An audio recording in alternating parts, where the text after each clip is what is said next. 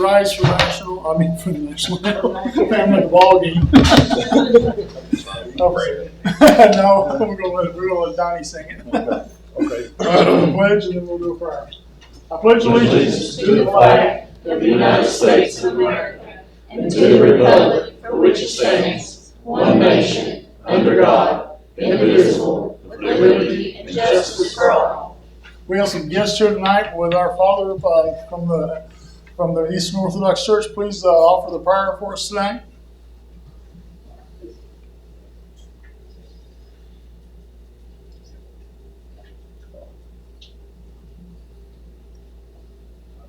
Let us give thanks to the beneficent and merciful God, Father of our Lord, God the Savior, Jesus Christ.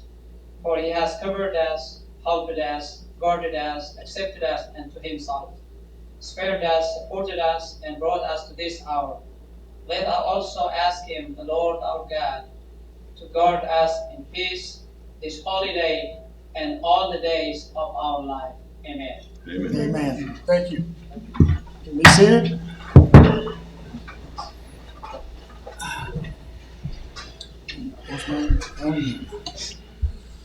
All right, roll call, Vicki.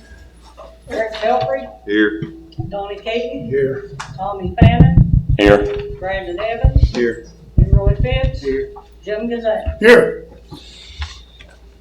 Entertain. I'll go ahead and review the minutes if you haven't had a chance to review them yet, and I'll entertain a motion.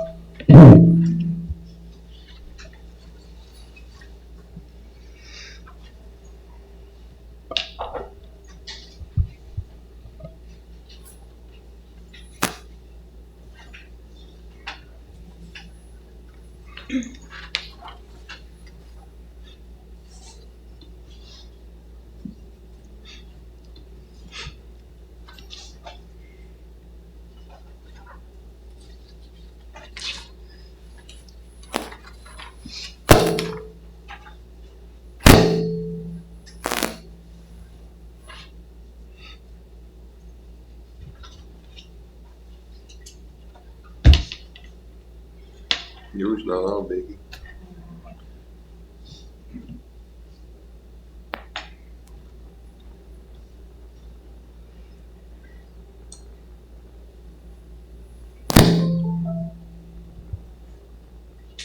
I'll make a motion to approve the minutes of the last meeting. I'll say. We have the motion on the floor. It's been properly seconded to approve the minutes from the last meeting. Is there any questions, discussion, amendments, corrections? There being none, all in favor? Opposed? Motion carries. Now for treasurer's reports. Okay, first up tonight we have 5A, which is the financial statement. I have an attachment for you all to view there. The first attachment is the reconciled financial balance across all funds for 5/31/2025. I have also attached a revenue condition report and an appropriation condition report, which summarizes or shows in detail that summarized financial statement. And if you have any questions, just let me know.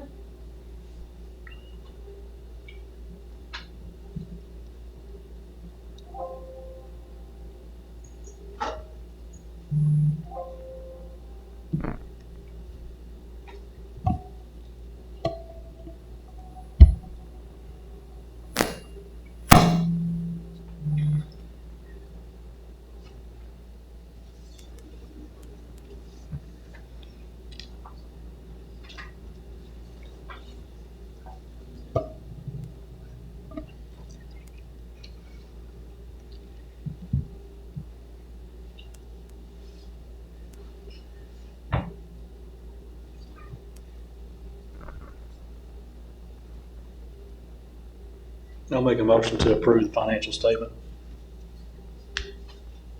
I'll say.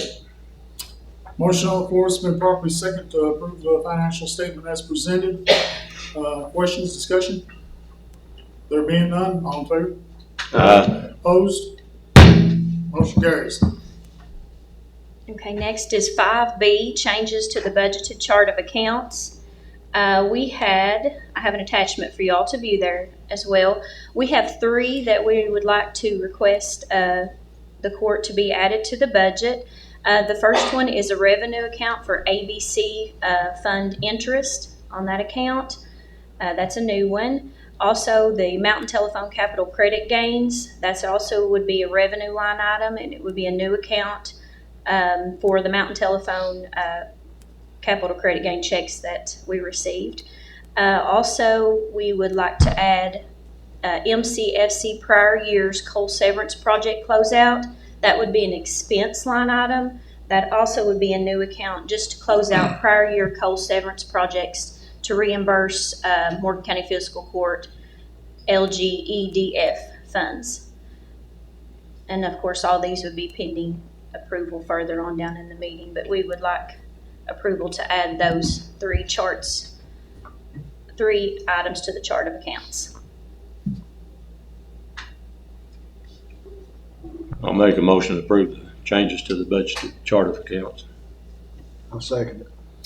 Motion on the floor has been properly second for the approval of the changes to the budget charts of accounts. Questions, discussion? There being none, all in favor? Opposed? Motion carries. Okay, moving along to 5C, which is budget transfers. We had several budget transfers this month. Of course, you know this is the closing out month of the fiscal year, so I have an attachment for you all to view there as well. We have budget transfers in the general, road, jail, LGEA, and special project funds totaling $55,011.20. And if you have any questions on any of those, you can just let me know. But we would just need approval to make those fiscal year 25 budget transfers. I'll make a motion that we approve the fiscal year 25 budget transfers. I'll second. Motion on the floor properly second to approve the fiscal year 25 budget transfers as presented. Questions, discussion? There being none, all in favor? Opposed? Motion carries. Okay, 5D, Treasurer's Periodic Checklist. Of course, you all know we bring this to the court every month. This is just an informational line item only. I have attached the checklist of important tasks that we complete each month. As you can see, they have all been completed and double-checked by the finance officer and done on a timely basis. We just wanted you all to be aware that those are being completed. And that's all I have tonight for the treasurer's report. Thank you. Okay, next up, second reading of the fiscal year budget. Back up. Okay, this is the second reading of fiscal year 26 budget. Tonight we will be reviewing the second reading. We had the first reading at our last meeting. After the first reading was acknowledged by the court, we presented it to DLG. They reviewed it and sent it back approved by the state local finance officer with no changes. So everything was good on their end. I have attached the signed first reading, and also we'll call it the second reading of the budget. That's the first attachment if you all want to go to that. Of course, there's the letter showing that it was approved. Everything was the same as the first reading. There hadn't been any changes. So I think that's 34 pages there on that attachment. The second attachment are the budget documents that we have already submitted these to DLG, but I also wanted the court to be aware to see that we would be sending these in as well. It's a liabilities report, our bond payments, annual bond payments, the property tax rates, and of course the minutes in regards to the first reading. We'll also be sending everything into DLG again. The third attachment is our annual standing order pre-approved reoccurring expense list. We call it the standing order list.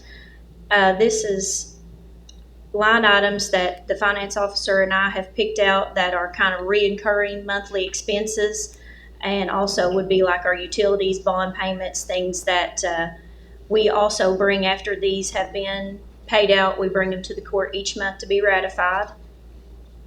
The fourth attachment, I've got several attachments for y'all. Okay, the fourth attachment is the employee pay rates, the current employee pay rates. This is for fiscal year 25, which is the current amounts. I've got them broke down by general fund, road fund, and jail fund. They are all three attached there. So I'll give you all time to review all of that. I know that's a lot of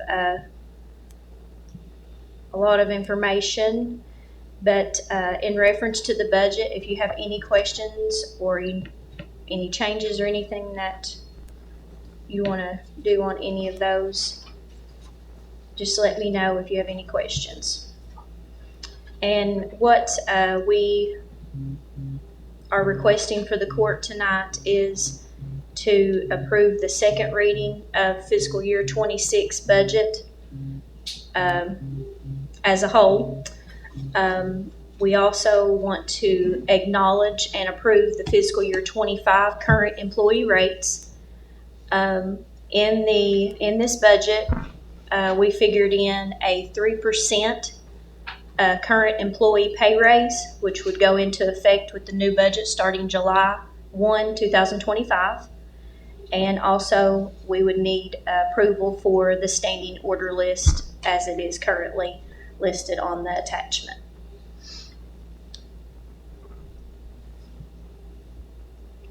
And like I said, if y'all have any questions at all, just let me know.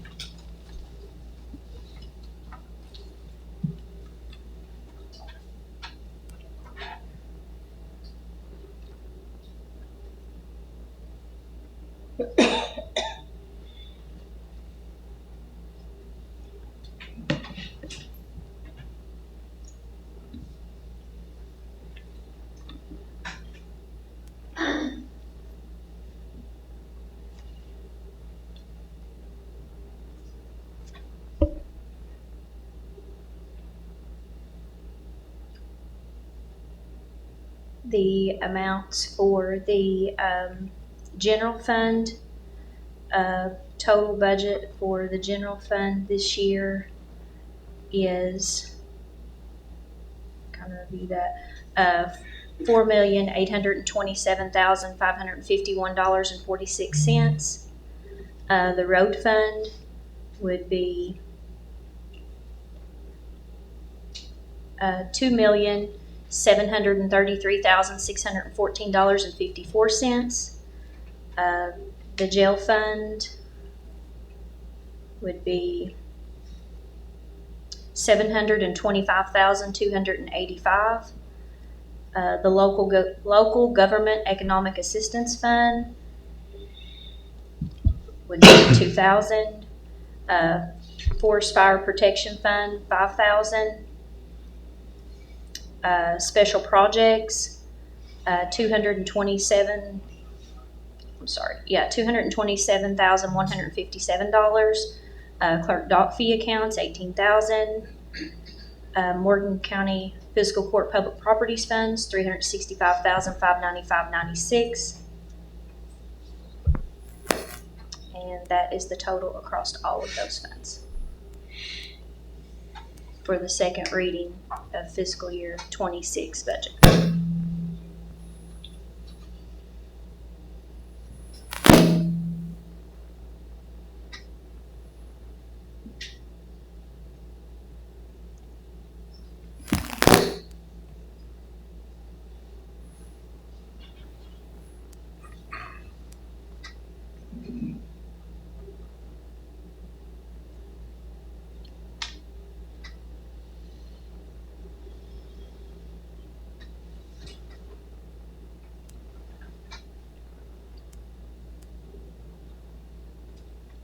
I'll make a motion to approve the second reading and adoption of the FY '26 budget, the current FY '25 employee pay rates, 3% current employee pay raise with new pay rate starting July of 2025, and the FY '26 standing order list as presented. So, yeah, that's I'll about- second. Since you said it all, I'll second. That was a lot. All right, we have a motion on the floor, it's been properly second for the approval of the second reading and adoption of the fiscal year 26 budget. Current fiscal year 25 employee pay rates, 3% current county employee pay rates, with the new pay rates starting in July 2025, and the fiscal year 26 standing order list as presented. Questions, discussion? There being none, all in favor? Opposed? Motion carries. All right, next up, we have some guests tonight. Who's going to be the speaker? Go ahead. Sir, you stand up and introduce everybody. We have a microphone up here on the podium.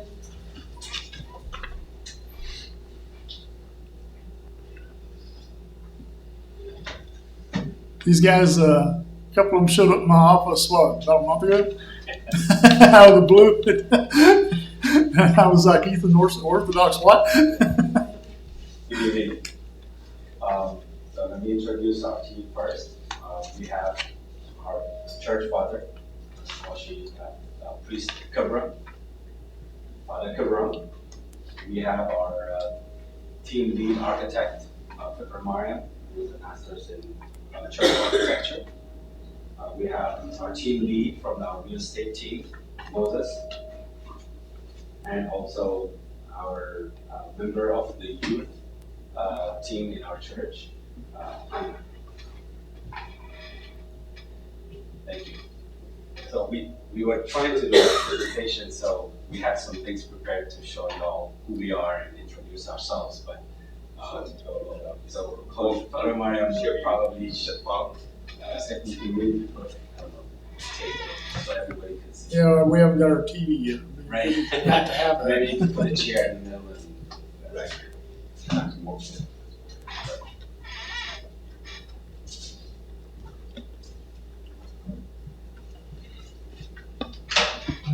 Is that working?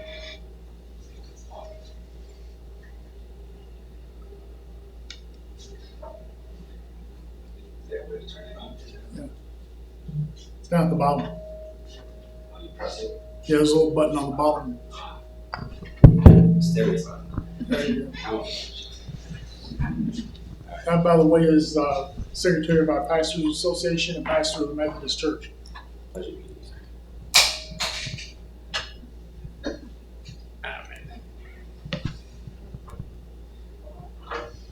Good evening, members of Morgan County residents.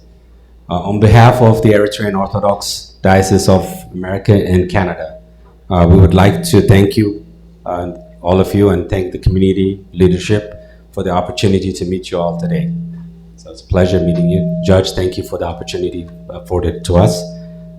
This is a momentous time for us, and for the past 2.5 years, we've been on a journey trying to locate a monastery within the United States. And a few weeks ago, we had come looking at a property and met with Judge Jim and his office staff, which I would like to really thank Judge, because that meeting really solidified for us what Morgan County represented. And we saw that in the choices that we were making, that you had a deep root in Christ, a community that is really deeply rooted in Christ, and kindness, and really deep history, and mountains, and flowing and beautiful, that really connects you to nature. So we are really excited and really grateful that we have been able to identify a property within Morgan County. So who are we? Or Madam, if you would mind.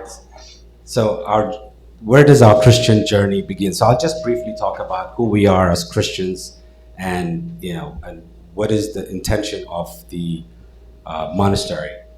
So the Eritrean Orthodox Church begins its journey from Act 8:26, when the Apostle Philip, through this Holy Spirit, is instructed to meet the eunuch, the Ethiopian eunuch, who had been reading the Gospel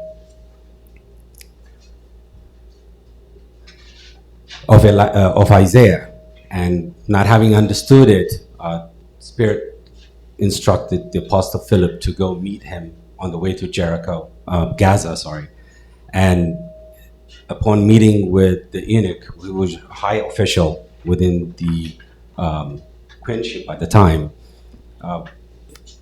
developed and believed and accepted Christ into his life. He was on a journey, on pilgrimage to Jerusalem from the kingdom, and happened to be reading the book of Isaiah, and Philip explained to him what he's reading, and that became the conversion time where he was baptized. So from 35 AD, our journey until today, we are one of the oldest Christian community in existence until today, and we're pretty much like you all, really truly accept Christ and live and breathe in every sense of the way.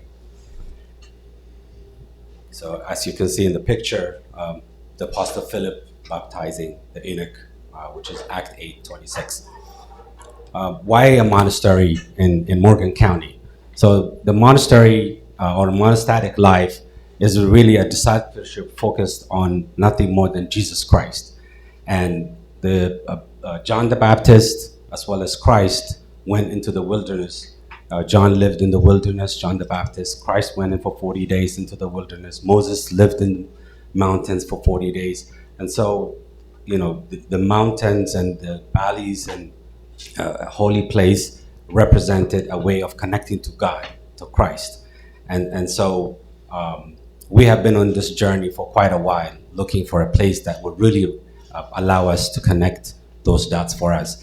And it's from those scriptures that we've seen, hopefully, God willing, have identified a property that we know will represent our deep roots and connect those dots with Morgan County. A monastery's main goal is really a devotion of Christ and transformation of his likeness, as in 2 Corinthians 3:18. The focus is mainly on prayer and healing of the soul. And so folks would come into the monastery, stay for a few weeks or for a couple of days, and go back into their daily lives, or come back in to reconnect themselves to Christ. The community within the monastery is basically nurturing the love of Christ and bearing one another's burden, and so fulfill the law of Christ. Obedience to the way of Christ, pastoral guidance, or evangelical discipleship relationship with God. The asceticism, or tools for transformation, is really a practice of religious self-discipline and abstinence of worldly pleasures for religious and spiritual purpose. So we leave our daily stressful and all kinds of life, and we go to the monastery to really let go of all of those things and really connect to God and communicate with God and rejuvenate ourselves again when we go back to our daily lives. Like I said, its main goal is really to clear our hearts, minds, love, repentance, and prayer. Service to the Word. Prayer for the church, the community, our country, and the world as a whole. And monasteries offer a hospitality, preserving spiritual traditions. And we try to leave out our Christian values within, as stated in Matthew 25:34-40, and Hebrews 13:2. Our Orthodox tradition encompasses a lot of things. As Judge, you remember in your office, we shared a video that showed very meaningful iconostats, church services, and different values that are core to our value. And we bring that into our community, and we bring that into your community humbly. And we hope to grow in your community and be a part of your bigger Morgan County residents. What's our end goal? Really, our end goal is prayer campus, dedicate the monks who live in the monasteries, really dedicate their life to loving and serving Christ, discipleship, full-time intercession for those who are in need. As in Philip 3:14, I press towards the goal for the prize of the upward call of God in Christ Jesus. So, in conclusion, basically, we want to kind of full circle our, who we are as the Eritrean Orthodox Diocese. We do have an organization chart. We have the Holy Synod in Eritrea, and we do have a diocese of North America and Canada, and we hope that headquarters will be within the monastery. And we have branches that flow from the Holy Synod to the diocese within US and Canada, to the sub-diocese within the West Coast and Canada, and then to the parish council at each individual churches. So our structure pretty much flows through that. It has been the way since the beginning, and will continue to be within Morgan County. And our brother here, Fikr Mariam, will kind of share to you, when we do look into a monastery and we build our church and we build our community, what really takes place within that area. How do we appreciate the nature and connect that to our faith and God? And how do we take the value that your community has? How do we take the value that the nature really gives us and really elaborate that and marinate that also with the church, right? People come in leaving behind the stressful livelihood and really connecting back into Christ. And so it's a place of solitude. And so we take nature and incorporate that into it. So Fakr Mariam is a graduate of Oxford University in London in church architecture. So I'll leave the next minute to him. I really appreciate for your time. Fakr. Thank you again. Thank you, Judge. Thank you, everyone. Hello. Good afternoon or good evening. My name is Fikra Maria Mastras, and I am part of the committee and kind of like helping with the bigger community, our committee, to be able to design some architecture and to be able to design the churches that can are synonymous with our traditional churches or our monasteries, and still trying to inspire the people or the pilgrims who comes to the church to be inspired by the space, by the nature and the architecture, and how they can be able to use the space to bring themselves into that monastic life. So pretty much, if we're talking about the monastic life, and we are not trying to kind of like implement a new structure to the nature, because the nature by itself is it helps, when we are in a greenery, in a forestry, in a dense forest area, we'll be able to kind of like be connected to nature. So our monastery is supposed to be designed in a way that people can be close to nature. So we use the nature or the landscape of the existing situation or the existing landscape and kind of blend in or use the space to be able for them to be feel or experience closeness to God in the time of their pilgrimage or their visit. So the mountains kind of like explains more about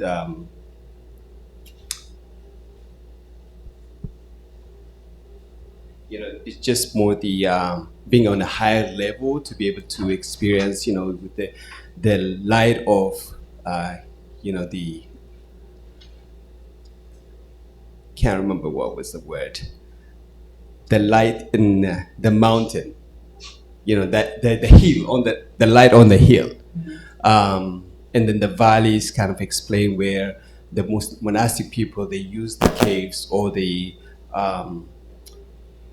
what was that, the catacomb, that kind of living, and the valleys, and then the water is where they pray on it, and then it becomes a holy water. So they use that for for the healing purposes. So basically, what we try to do is to bring in the architecture and blend it with the existing condition, and not completely changing it into a modern design, but able to use the existing situation or the existing landscape into the monastic space. So basically, that's what we are trying to do. And there will be some, farming, and there will be, cattle.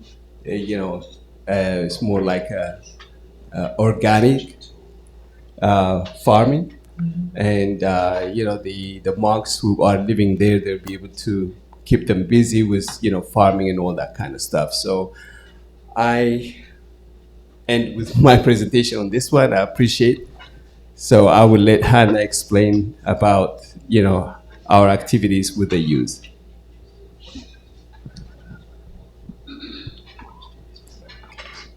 Um, okay.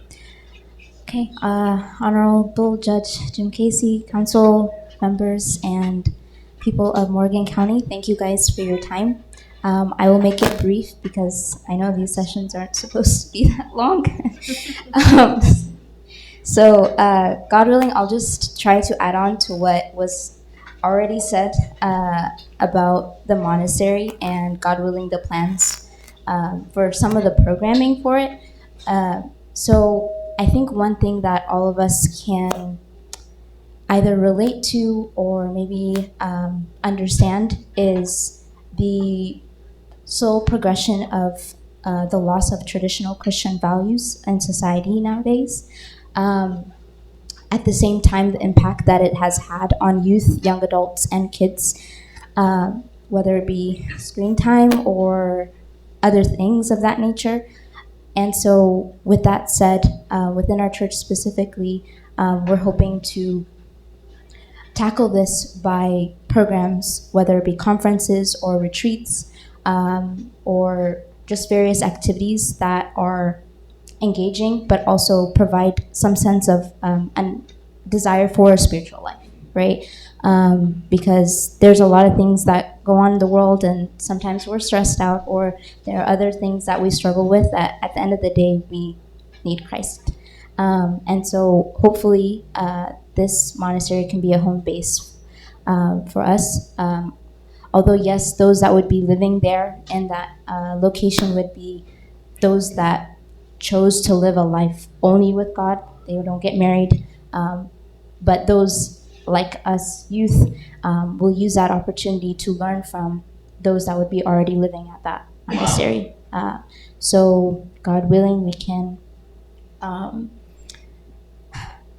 thank you guys for your time, and for us to be able to just explain, God willing, like the future programs that we would hopefully have in Hazel Green, specifically within Morgan County. And so that's what the plan looks like. And although it is long term, hopefully we can get there. And thank you guys again.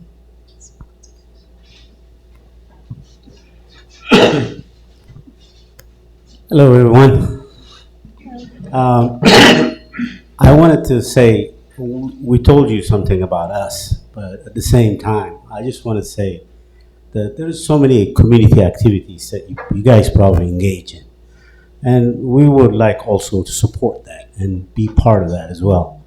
Those things that you guys try to do and things, not just our interest here, but I want to make sure that we want to make sure that we are all part of whatever activities that you engage in. And I know there's a lot of community engagement and support. So just wanted to say that. And then there's a connection to nature, being. I don't know if you guys looked it up, but the jewel of Eastern Kentucky is Morgan County. That's what I read about. This is the jewel of Eastern Kentucky. That's an amazing area, and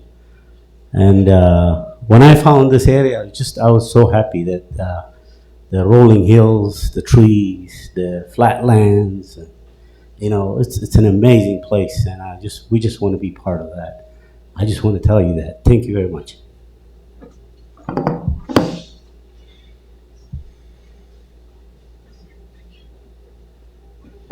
All right. So hopefully we've come into full circle, and we'll leave the floor to any questions the community may have that you would like us to answer.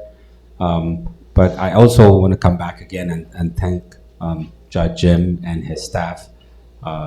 Really and truly explained to us what Morgan County is all about, and we're very deeply appreciative of the time you afforded us at your office, and all the conversations we had, and we really take that to heart.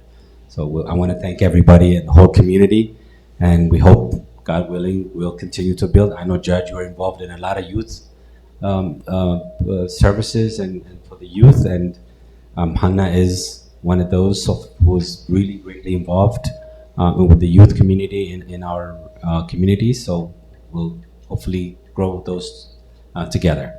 Looking forward to it. All right. Thank you. Thank you. If anybody has any questions or. What's your timeline that you're looking at right now? Just from the time you'll break ground, if you have, how far are you into the planning? Yeah. I know. Money, right? Yeah. Well, I mean, it's a slow progression, right? Because we want to look at when we make, we want to have what it has right now. The property has a lot of potential in there, Right. and we want to take time, really study the ground, understand the nature, the landscape, and Right. make the changes without really impacting the environment and the ecosystem. So those take time. We're going to do some environmental studies. We have teams that really spend time looking into that, and we want to look at the trees and how do we, the like he said, the rolling hills, and we really want to take that and take our time. It's a really, really long journey for us. So, it's not like dozers come in and stop bulldozing. This is not how we work. We really take nature very seriously. And as I showed you guys, all our monasteries are within inside a forest, and they take nature very, very seriously. So that is very important to us, and I'm sure it's very important to Morgan County as well. It is. Thank you. That was a good answer. Anybody else have any questions? Do you have monasteries located in other places in the United States? No, this will be our first. Absolutely. But, the other communities have, like the Egyptians have, the Catholics do have, the Greeks do have, they're throughout different places. But this will be our first ever. Yes. Do you have a location that you kind of identify as where you'd like to? Correct. Yes, we do. Yes, it's 2374. It's in Murphy Fork. Murphy Fork. Murphy Fork. Yes. Yes. The old event center out there. You know the wedding venues? Yeah, where that. Okay. Anybody any question? Good. Yes, ma'am. How many people will be living monastically at the monastery? At the moment, at the moment, it's only one. But we're not a huge community. We're a very small community ourselves. So people, when they come to that property, will come maybe for a week. And like you all, we celebrate Christmas, we celebrate Easter. These are very important dates to us. And one thing I really loved about the property is from the main road, you really go deep inside, and you really forget where you came from, right? And it's all secluded, it's all inside, and whatever celebrations we do, it's open to the community, it's open to Morgan County people, And we really want to, those important dates of our holidays are the same holidays that you all celebrate. So they're very important to us. And those will be the main things. But other than that, it's really trickle down people coming in. Just to kind of retreat from the daily lives and, people who need all kinds of. Any other questions? All right. Sir, you're off the hook. Thank you again. Thank you so much. Appreciate it. Appreciate it. Thanks for your time. No, thank you. Appreciate you coming. What time did you guys get in today?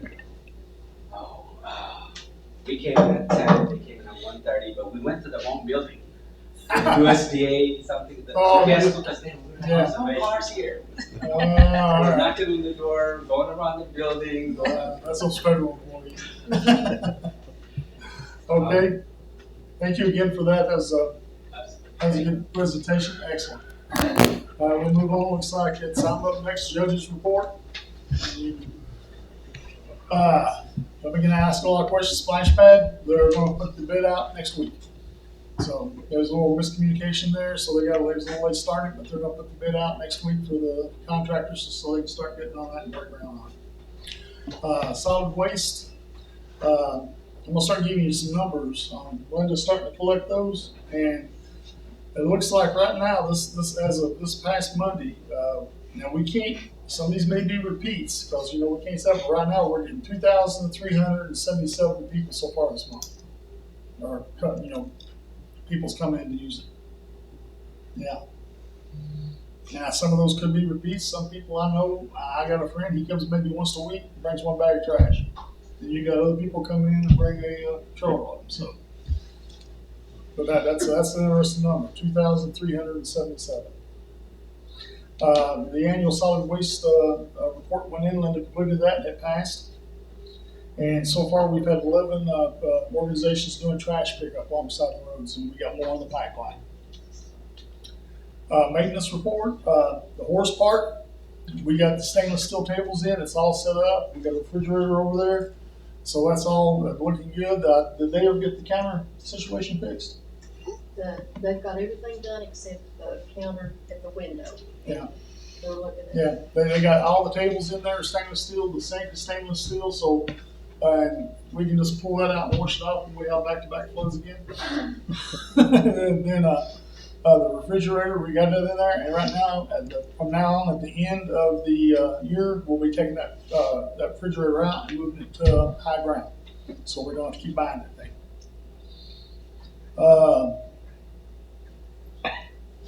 Canal City Post Office. Remember I sent you guys a text out about that? Turns out we do own it, we lease it. Post office sent me the copy of the lease, and we own that post office. I was not aware of that. I thought we just leased the property, but we do lease the on that. We got the electrical fixed, and they just need a little piece of floor mat. As you know, you've been over, it's small, so it ain't gonna cost nothing to put a piece of rubber matting in there or something like that for the floor. The library, we got problems with the sprinkler system. That's going to cost us some money. We're working on that now. They're just working on quotes and stuff. The compressor for the unit, that big conference room, it sits up on the roof. The compressor's out, and that's $13,000 for that compressor. That's what so far the quote is right on that. Other problems over there, I've told you before. We got one boiler down. We got one up. It's operational. But the retaining wall in the back looks like it may need some work. And the roof is now 23 years old. I just throw that out there to top everything off and put the icing on the cake. So, that'll be that. Well, the roofs, we already have problems. I'm waiting on a quote from one company right now to fix that soffit up there. So, just so you know. ABC report, beer licenses. We got 4, Old B&E, Pond, and Ezel, Plowboys. 172, what used to be called Plowboys. Dollar General on 172 and the Dollar General on 519. Liquor license, we have one it's went out. It's Old B&E, Pond, or Ezel. Applications in process, we got Village Grocery, which used to be Halsey's and Ezel.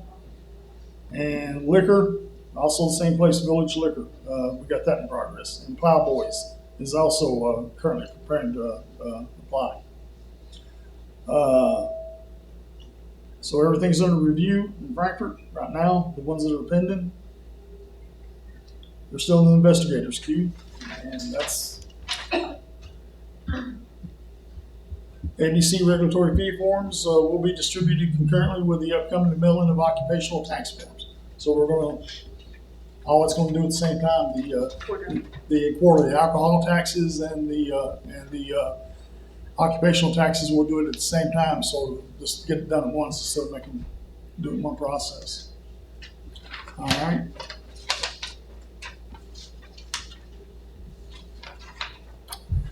I don't know if a lot of you are familiar with the Gateway program for meals.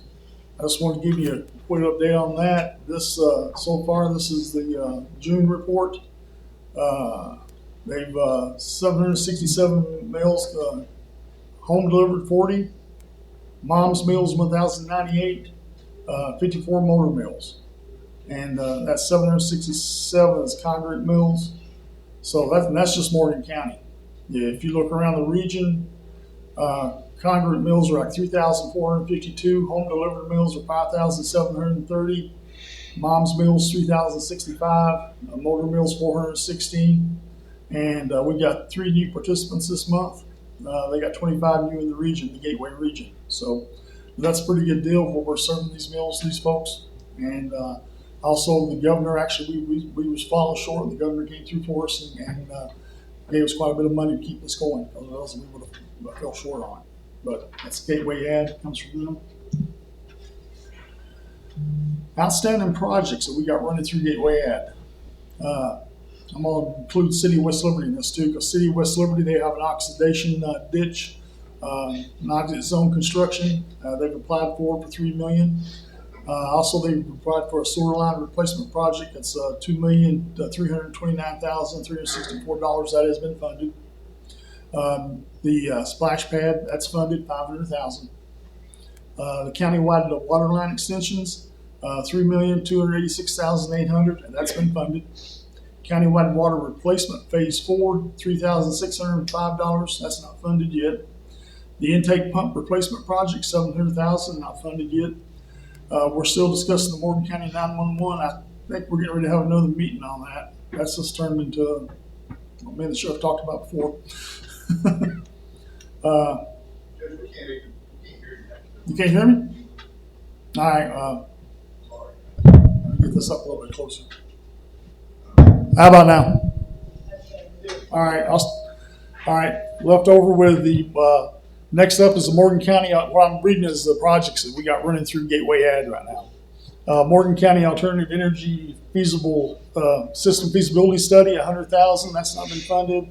Morgan County Multi-Generational Center, we're still working on that. Looks like I'm going to be going down to DLG to talk to them about that. But that's progress, and we passed through the first phase, I think, is supposed to be.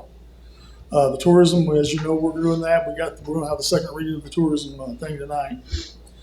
Transfer station, I've applied for $2 million. We received a $10,000 grant, and which next week we're going to go out for bids for the engineers to plan that out and start the plan out. So that will help us with the Mineland money, having a plan in place, and we can take it to them, show them we're serious about this. We've already got a plan in place, and they see that, and I think that's going to help us out with that $2 million request. Wellness Center and Recreation, I applied for a land water grant for $2 million to help with the fields behind the Wellness Center. Currently they use it for soccer fields. As you know, they've done a lot of work on it, but it needs a lot of work. There's still a lot of rock and stuff up there. And so I've applied for a land water grant to run through that will bring that up to speed and bring it up to field worthy, so they can play soccer, and we'll look at even trying to make it multi-purpose if we can get other ones up there. I've also in that I've asked for a trail that will go around the base of the hill, those two holler there around both the base, and also go up to the top and come back down on each side. And even I think our high school track team is in there. They like that idea. They like to be able to use it where they can run, because some of these counties they go to are higher elevation. They don't have a place to practice. So to give them place to go there, Mr. Brunt. Morgan County EMS project, $300,000. I think that's to help with the building up there. Phase 3 system-wide improvement. I do not know what that is. They didn't send me a text. I didn't give them feedback on it. But that's over $4 million. Is that something to do with water, Chris? Okay. Phase 3 system-wide improvement. You guys know what that is? It's a $4 million project. Yeah, I think it's a water project because it's lumped in with these others. Water quality improvements project, $2 million, of which $1,900,032 has been funded. And then Westover's got gas system improvements of $600,000. And then another big help with that was the W Waters. We did get the $500,000 for that. Has that went to your account yet? They'll have the $500,000 for the water fund. You got that? All right. All right. Well, that's I think Gateway's got it. It should be coming your way. I showed it's being funded, and you should be getting another one next year.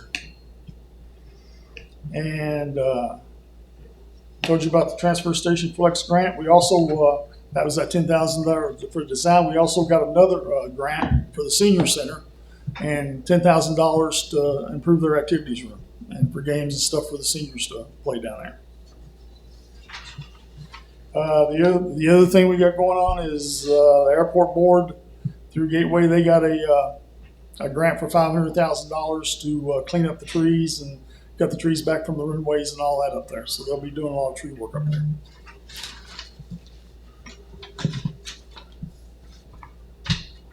Last thing I want to talk to you about would be the budget. I was looking through it, and good news is we got a balanced budget. Bad news is it's tight. And I want to thank Brandon and Tommy for working with us on that, and Sheena and Vicky and staff for everything they did to get pulling that all together. But right now, the budget size, if you're looking at this, our main revenue sources, budget size, $2,783,000, looking at approximately. County road aid, and this is the road fund. County road aid, out of that, $1,378,000 is coming from state. Prior year carryover, $700,000. It'll be 600. It'll be 600. 650. About 650 approximately. That carryover, and I'll get more into that, is so important. We can operate with that carryover. And it's only, and well, I'll talk more about it in a little bit. Truck licenses, $230,000, approximately. Borrowed money, $180,000. Key expenditures, of course, is debt service. Right off the top, this past year, right off the top of that $2 million, last year $823,000 came out. This year it's going to be $825,000. So people, when they see that $2 million road budget come up there, right off the top, debt comes off of it. Then you got personnel, payroll, benefits, $742,000. Projects, $405,000 of projects, and that's all coming through, a lot of it through our new LARP and CPP. We got those new projects. I'll talk more about those next month. Operations and maintenance. This is what it comes down to for what we get out of that money for operations and maintenance. About $400,000. So that was just the road fund, the general budget. Looking at the general budget, main revenue resources comes from occupational taxes. That's $1,800,000 approximately. That's approximately 37% of our revenue is the occupational licenses. Prior year carryover, $800,000. Does that sound about right? Insurance premium taxes, $675,000. Cold severance projects that we got right now is we got about $350,000 right now with the splash pad. That's $250,000. Freezer is another $25,000, and we got more as soon as we pay this $15,000. Have we done that yet? We still have to do that, right? Yeah, that's on. Yeah, we have. But there was $15,000 that was from the last administration. The receipts didn't go through, or they didn't get the receipts, and we got to pay that back. Bottom line, our projects are on on hold right now until we pay it back. It goes back into our single county fund. Yeah. And it goes straight back into our fund, but they won't let us do anything until we send that money back to them. Expenditures, personnel. You talk about over $2 million, a little over $2 million, salaries and benefits, including $368,000 for that's the sheriff's office, $450,000 for health insurance, facility maintenance, $724,000, utilities and upkeep just for the tech center, $95,000. That's the library. Debt service, and once again, you got this debt that comes right off the top, and that's over $338,000. And then, of course, our community projects, we've already talked about that. But both of our funds depend heavily on prior year carryovers. If we don't keep that up, but we're going to have to do it again this year, correct, Shannon? If we don't keep those carryovers going, we won't make it. Our budget won't make it. And they're volatile. I mean, budget shortfalls, especially not coal sellers. Coal sellers, we are no longer a coal producing county, so we do not get coal service money anymore. We got taken out this past month, Linda? Coal service? Yeah. So we're no longer a coal producing county, so we will no longer be getting that money unless another coal company comes in here and starts operations. And that's a lot of money that we've depended upon. That affects the fire departments. That affects the jail fund.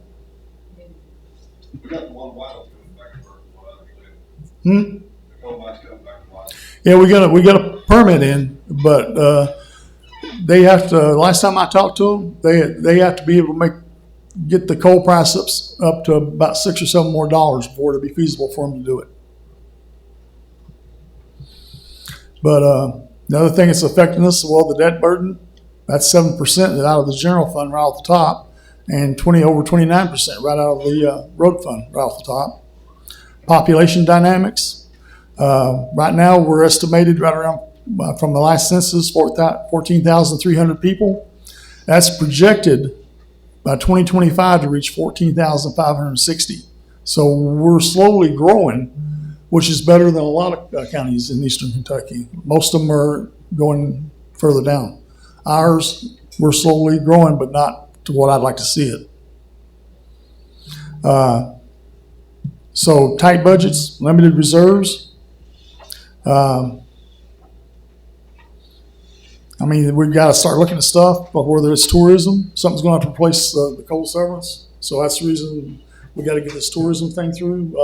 Stuff we're doing with trails, working with that to help us get through this. But we're going to have to start thinking about this because right now where we're at, we're presenting a balanced budget, and that's good. But I just want us to make sure that we understand that it's tight. I think our overtime percentage this year is only 1%, right, Shannon, for the roads budget? That's what we figured in. Yeah. Yeah. So, but that's my last. I just wanted to talk to you about that. That's all I got for right now. So let's move along. Is there any questions? You was talking about projects. Mm-hmm. I was talking with Ranger David Jackson from Paintsville Lake up there at Padoker. We own that shelter house out there to the left. That road is blocked because they had a little slide out there and they will not open the gate and turn it loose to vehicle traffic. They want it fixed, or he said if we could fix it, so they can't afford to fix it. They can't. They said, or I guess they They're won't. big, But it's ours. Gravel off me. It's ours out there. Yeah, we got 4 acres out there now. Yes. We got that last year. But they're saying that if that road goes into the lake, it's going to be big problems. But if we could get somebody to go out there and just, we went and looked at it. Not that big. We drove out through. Yeah, I drove out through there. It's nothing, but they are complaining about it. And somebody told me they'd have no problem driving their RV through that. Somebody sitting in this room. I mean, it's not sliding no more. Yeah, no, it's not. All we'd have to do is go and pull a ditch through there, but if we do that, they'll open the road back up. Well, he wants some other things done. If we could get an inspector out there to satisfy him, so that we can open it. But he will not open the gate until something is done, I'll take care of that. We can fix that. It's an easy fix. because it's our Plus, he's property and wanting- we're not allowed to. They're on gravel too, so. Yes, All right, we can do that. Thanks for letting me know that. okay. All right. Any other questions? Let's move along. Review of WEX and Elon billing statements. This is our, This is our monthly review of our WEX and Elon billing statements. We have 4 attachments for y'all to view there. The first one is the attachment is the statement for our Elon credit card. It shows in detail the charges on that. And the second attachment, we have our WEX invoice, which is our fleet card, fleet fuel card that shows in detail by employee per gallon and the total price on that. Vicki has also attached a fuel log per employee per department based on the fleet card usage. And we also, the sheriff's office always sends us a fuel and mileage log for each month as well. So all 4 of those attachments you all can view. And if you have any questions, we'd just like approval to ratify those prior period expenditures for WEX and Elon Financial Services.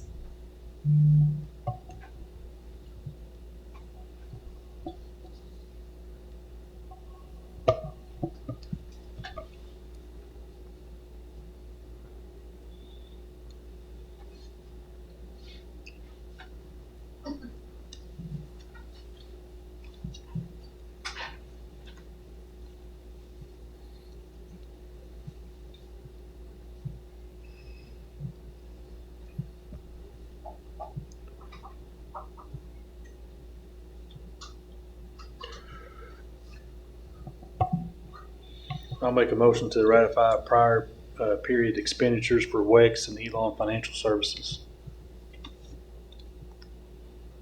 Second.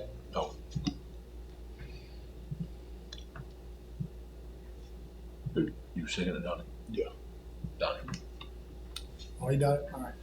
Well, we have a motion on the floor. We have a motion on the floor. It's been properly second to ratify prior period expenditures for WEX and Elon Financial Services. Questions, discussion? There being none, all in favor? Opposed? Motion carries.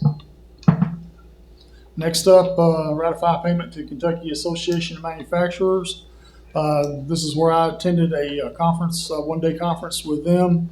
What led into that, I forgot on my judge's report, the governor's office, director of business development came and visited me, and we took a day and went out around the county and looked at places to put business. And there's some that's looking for smaller counties. What I told him, I said, we don't need a Toyota plant. I said, but it'd be nice if we had something like Lions Apparel, another one of those or 2. And so we have started that progress and looking. They've identified properties in Morgan that would fit that. I don't want to discuss that openly and publicly because you know what'll happen. But there are places we're looking at. So, and I went to that because I met the CEO of KAM at the Lions place and got linked in with him. That's how that all came about.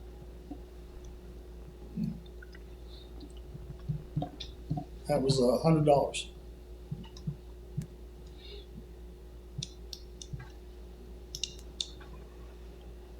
I'll make a motion to ratify a credit card payment to Kentucky Association of Manufacturers.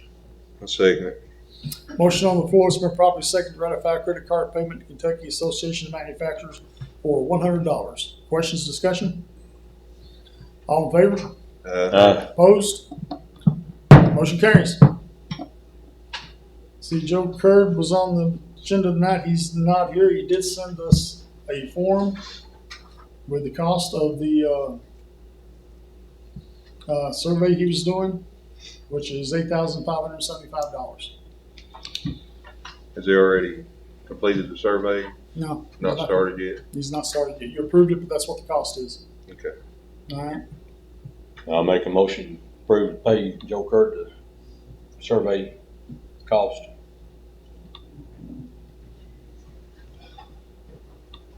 I talked to several of you guys today, and we can, you guys don't need to survey. It's not gonna be valid title. There's no valid chain of title. We've had a $4,000 title research and it can't prove that that's the governing deed. We paid $4,000 for, they've been to your place 12 times at least. Point is, as we talked to Jim, you don't need a survey. Just let us pay it peacefully in 2-3 weeks. You can do what you want. Is that fair? What if, I don't know, in 2 or 3 weeks, what do you mean? We're gonna leave? They're leaving. They're selling. 3 weeks, they're selling. So that's all I ask, just let us leave peacefully. Did you say that the other people knew about the road and everything? Yeah, he informed other people. Yes, that's what They're aware of the ATVs, they're not aware of the boundaries, but they are aware of the ATVs and what could be going on It's there. gonna be another problem later on. I mean, I think we can wait a couple of weeks till they're on. It'd probably take Joe that long to do It'll it. take Joe that long to do it. I just can't hear it, sorry. I don't think there'll be anything going on out there after you're gone. So is the property under contract? Is it under contract? Is it under contract? The sale? Sorry, it's not good. It's already over.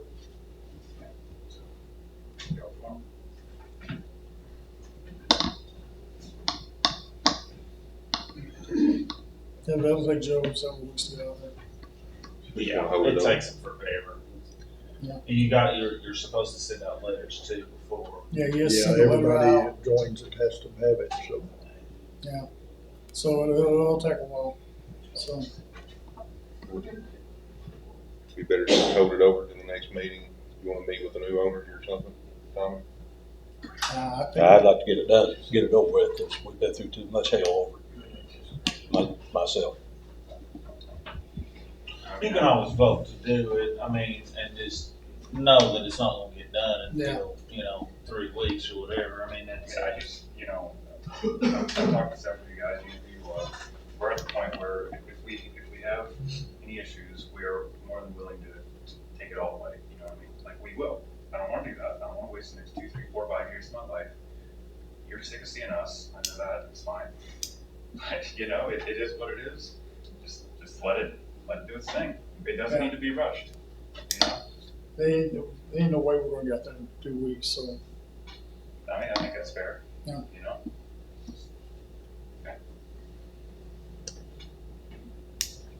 So it's no problem with this, and Joe, he'll take him at least 3 weeks to get out there. Yeah, and you can even tell him not to start. Yeah, I'll tell him not to start I playing. mean, he's an employee.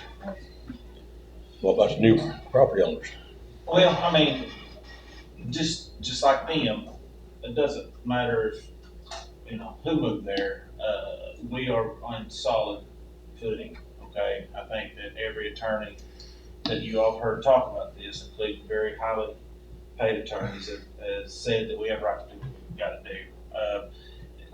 I mean, even if the next, buyers wanted to cause trouble, I mean, it doesn't matter. Morgan County owns the land we have since 1934, so I'm not worried about it. If you all want to, placate the 3 weeks and not move on it, that's more than that's more than fair. You can definitely do that. You can hold off voting, or you can vote and then just delay it for 3 weeks or whatever. But let's not get anything wrong. And I understand everybody puffs up or whatever. That land is 100% ours, and we can do whatever we want to it whenever we want to.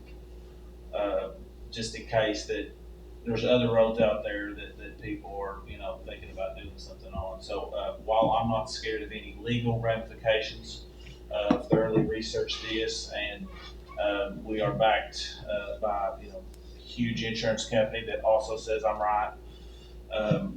I don't see anything wrong if you want to allow the peaceful transfer of this property to somebody that actually wants to be here. So that's just kind of my advice. And we can make the vote to pay this upon completion of the survey.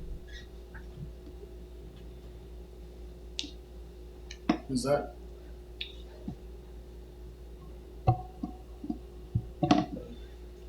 What was the question again? no, I think we just make the vote to pay Joe upon completion of the survey.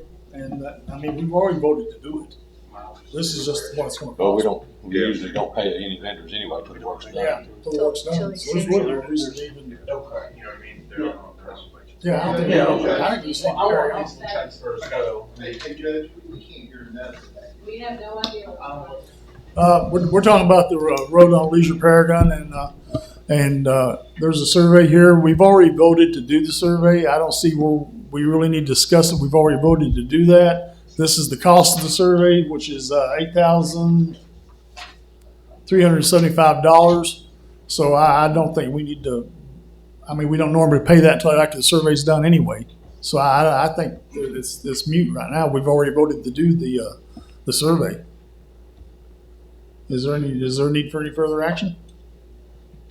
I mean, not from us. I think that, I mean, you know, I've always tried to, you know, meet with everybody, and we've always, you know, I am sometimes obstinate, and when I feel people pushing for something that I think they should have, I do get a little bit defensive, as most of Eastern Kentucky people do. However, your ask here isn't like some of the other asks. It's pretty reasonable. It's you know, it's pretty rational, and I think that surveyors are kind of a lot like lawyers. Okay.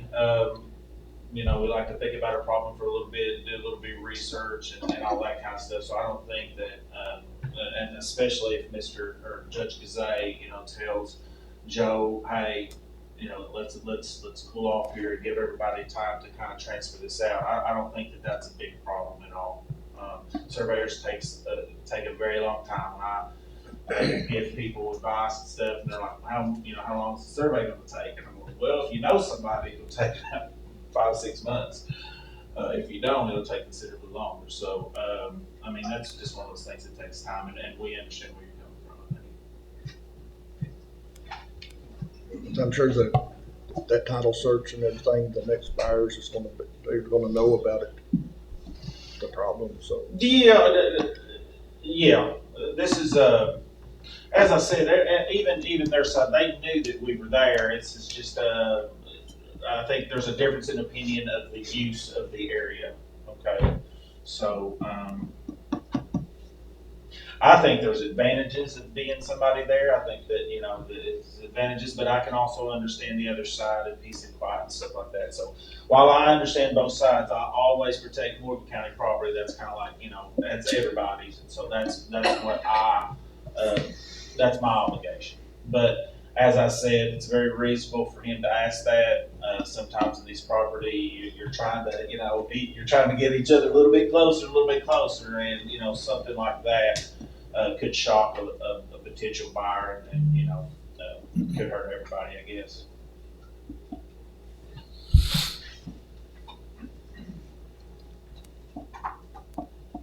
Tommy?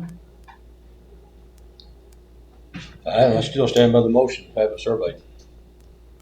We already done It's just that. this would just be payment. We've already voted. Yeah, we've already voted to survey it. To pay Joe to survey it. All right. Put it in the form of pay the. At the completion of the survey. At the completion of the survey. Yeah, I mean, there's nothing wrong with that. We do it anyway. Yeah, this has been going on for ages. Yeah, my comment needs to be just finished, done. This is what you got on, and this is what we Yeah. own. There's no Over with. So, Future I- generations. It's ended. I entertain a motion to pay the survey upon completion of the work. Is that Tommy. Make a motion. I'll say. motion on the floor, proper second to pay Joe Curd the sum of $8,375 upon completion of his survey work at the Leisure Paragon Road. Did you get all that, Vicky? How much of that is he gonna survey? From where's he gonna start and where's he gonna end? I mean, Oh. it's because See if it's on here. Yeah. It starts there at the beginning of the road and goes out past their place. And further down, you see.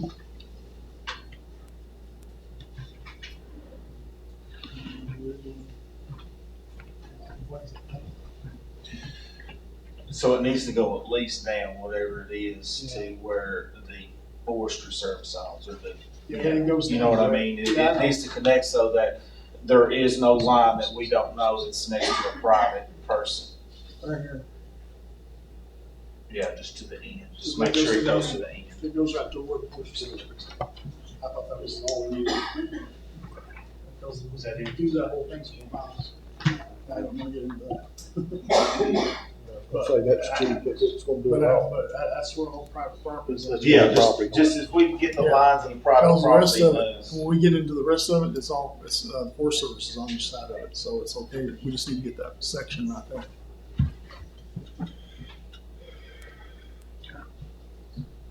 Any other questions or discussion?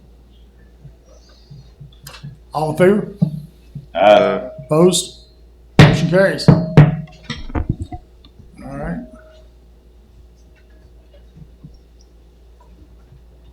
Water Board. Got a presentation? Who's your presenter?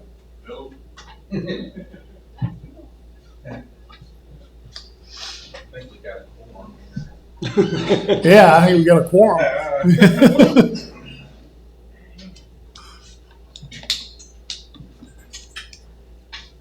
As an update for the water district,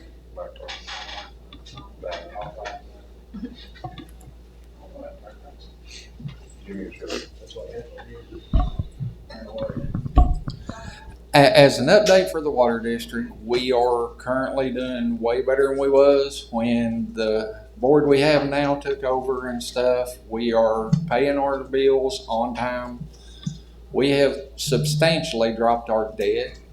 We still are there, but we still, we have dropped it considerably. Mhm. We did have to go and get a new excavator, but that's one of those things after time it's wore out. So we will be getting that. Hopefully we can keep moving forward from where we're at today on up to where we're in a good place to make it better for the county. Where's the 460 project at, Chris? Still waiting to get all the it's there, it's gotta go through the process to get where we need. Yeah, it's been turned over to, I think they submitted it to Division of Water for their approval, and then it's got a process through, I guess, I don't know if it's KIA or whoever, then everything has to be approved. KIA.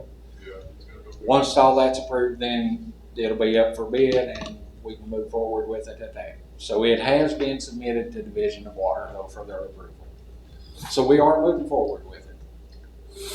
That $500,000 that we got you, is that going to be used some of that, the 200, what is it, 278 that we owe Cave Run?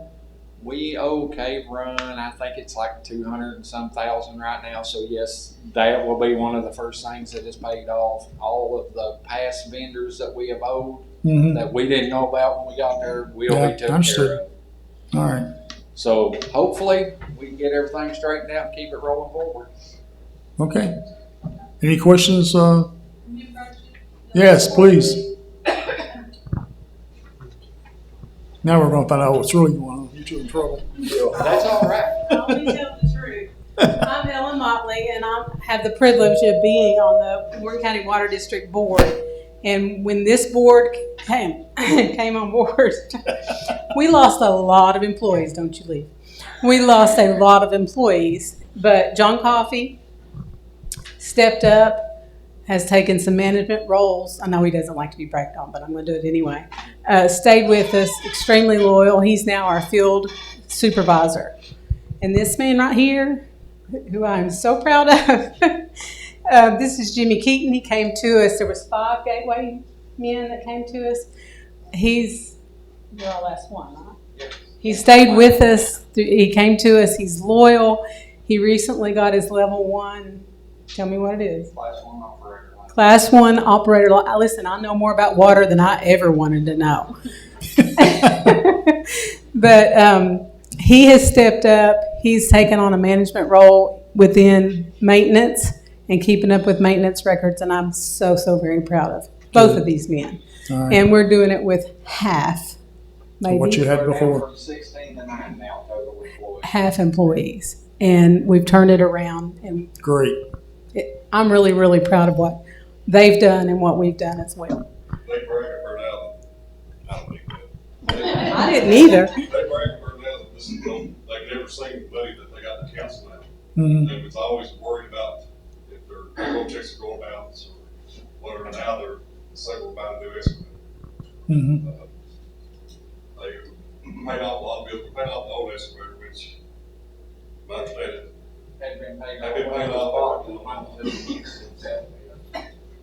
And Paid off other. very little maintenance on it too. We got a 2016 truck that we have $28,000 on. That's not worth $3,000. Yeah. All they do is pay the interest on it, so we're just gonna get stuff paid off of her. All right. They're staying ahead on the finances, not in behind since they go. You said that an excavator was paid off and then they took a line of credit out on it? Yes, obviously, because there was a check written the day it was delivered to the guy that they bought it from, and we later found out that we owed $21,000 on it that none of us knew anything about. So we ended up having to pay that off. Yeah, they've ran into one problem after another. It And has they've done been a, a but they've nightmare. done a great job. We're going in the right direction. Now they're moving in the right direction. A lot of people ask about the investigation. That's still ongoing. We know nothing about that. Yeah. We don't care about that. We're worried about what They're plugging away. But one thing I like to say, there was a lady come here, if y'all was gonna vote me back in the second time, they would let me do it the first time. She had asked y'all, what do you need to be on board? And her words was, in the past, it's always educators or faiths. It's like common sense on things. Yeah. Don't spend what you ain't got to spend. Common sense of people that care. Right. Tell y'all, I don't have a bachelor's or a, what is it? He is a Master's, CDL. I got CDL. Yeah, you got tons of common sense of it. So. Absolutely. Right. But we He's our leader. We want to let everybody know how it's going up there, and it's turned around big time. We still got a little ways to go. Once this 500,000 comes in, we get everybody paid off. We should be in really good shape. The office manager, she is definitely on top of it, Yes, she making is. sure what goes in, what goes out. If it ain't there, you ain't getting it, I promise you. We got the land still got it up for sale. We got the realtor over it now. I hope we get rid of it. You know, that's something they purchased for $128,000. Said they had a grant to pay for it. They never even had a grant. So, you know, we're kind of getting rid of that thing now. Other than that, everything's turned around for a little bit. I appreciate not just your employees, but the board too, the members here and the members that's not here. You guys, I know I tasked you with a. I had no idea. I know, but I thank you. I appreciate from the bottom of my heart everything that you all are doing up there and employees too, because you're really turning this place around. Yeah. These guys, they need.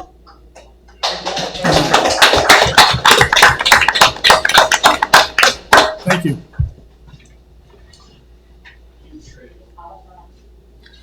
All right, next up is Sheriff's Real Estate and Mineral Tax Settlement.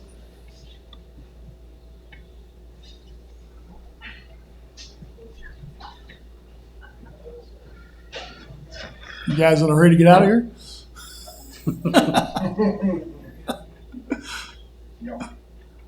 Mine's gonna be very quick. Towards the bottom in the middle. It's on the bottom. No. We need a brand new one with a big button on it. Yeah. Oh, okay. All right, you all have a copy of this, and it's so little I barely can read it. Basically, what I need to do is present the Morgan County property and mineral tax settlement subject to audit. It's 2024. As you'll see on there, total $5 million of everything was $5,190,872.62. If you you got any questions about it, I'll try to answer it, but it's pretty simple. We do it every year. We're getting ready to, get started back up for 2025, so in October. But there's any questions at all about it? Any questions from the court? I mean, I'll sit here and talk to you all night if y'all want to talk. That's all right. I can condense it to about 30 seconds. So we'll go with your 30-second plan. Yeah. Now, again, it just needs to be in the minutes. I think Morgan County Sheriff's tax, property and mineral tax settlement 2024 subject to audit. And it's everything come out good. Things are plugging along. I'm not asking for money. I'm not complaining about anything. We'll tell you real quick. We just got a drone that the judge had asked us to take, and through cold settlement. We don't have the batteries for it yet, but man, it's a haul. It's going to be a pretty neat outfit, I think. Yeah, right. When we get it going, so we'll bring it down and give everybody a demonstration, or take you outside and give you a demonstration once we get it up and going, get a good pilot to fly the thing. But I think it'll be real helpful. Missing kids, yes. If we got somebody running off at night, it's got infrared or thermal on it. So anyway, I'll come and talk about that at another meeting. But thank you all. All right. Thank you, sir. What about that training ground? Jeff called me about it. We went on vacation and I didn't get up. Well, we were looking at maybe trying to get some coal severance money to buy that. That would be very handy to have for us, simply because we do contract with the school system to provide security there, and we have 4 SROs currently. And we can go in and do the active shooter training, and not only just in the schools, but in businesses as well. If we end up, because we're likely to be the first responders there. So if something happens, so we're just waiting on that project. Hopefully that'll go through. And then I also asked, I sent it down. I asked the judge. They have discontinued the tasers. When I first took over, I leased tasers, the 26 XP. We leased them. We paid them off. We ended up getting the Taser 7s. Donnie and Brandon back a few years ago helped us with that, and we got those for the patrol deputies. But now we gave the X26s to our CSOs. Well, Axon has now discontinued those, and they kind of have the lock on the market on tasers, so they won't offer any protections civilly on those or anything like that. So we need to get rid of those and get 5 or 6 tasers for down there.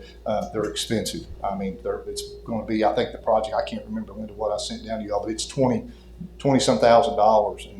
But now that also gives us a plan.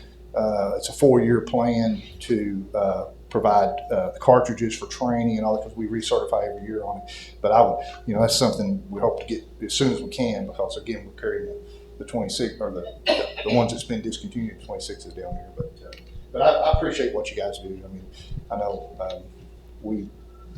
I ask for a lot, but we try to provide a service for that. So I'm not asking for anything. So I think we're in pretty good shape. So thank you. This month. This month. I won't promise I won't ask you. I do need everybody's signature on this. We got it. We got you, girl. We got it. Yes. No, you voted on it. Don't give that to him. We voted on it. Well, yeah. Just wait and see. All right. I'll entertain a motion. I'll make a motion to approve the Morgan County Sheriff's real estate and mineral tax settlement. I'll second it. We have a motion on the floor, properly second, for approval of the Morgan County Sheriff's real estate and mineral tax settlement. Any questions, discussion? There being none, all in favor? Opposed? Motion carries. Thank you all. Thank you, Sheriff. Senate Bill 63, ordinance, second reading. Ma'am, do you want to talk to us before we? Me too. I don't ever miss an opportunity, but I've said a long time, I have to wait till we get up there. So we're here doing our second reading. Last week and a half ago, we passed our second reading in Johnson County.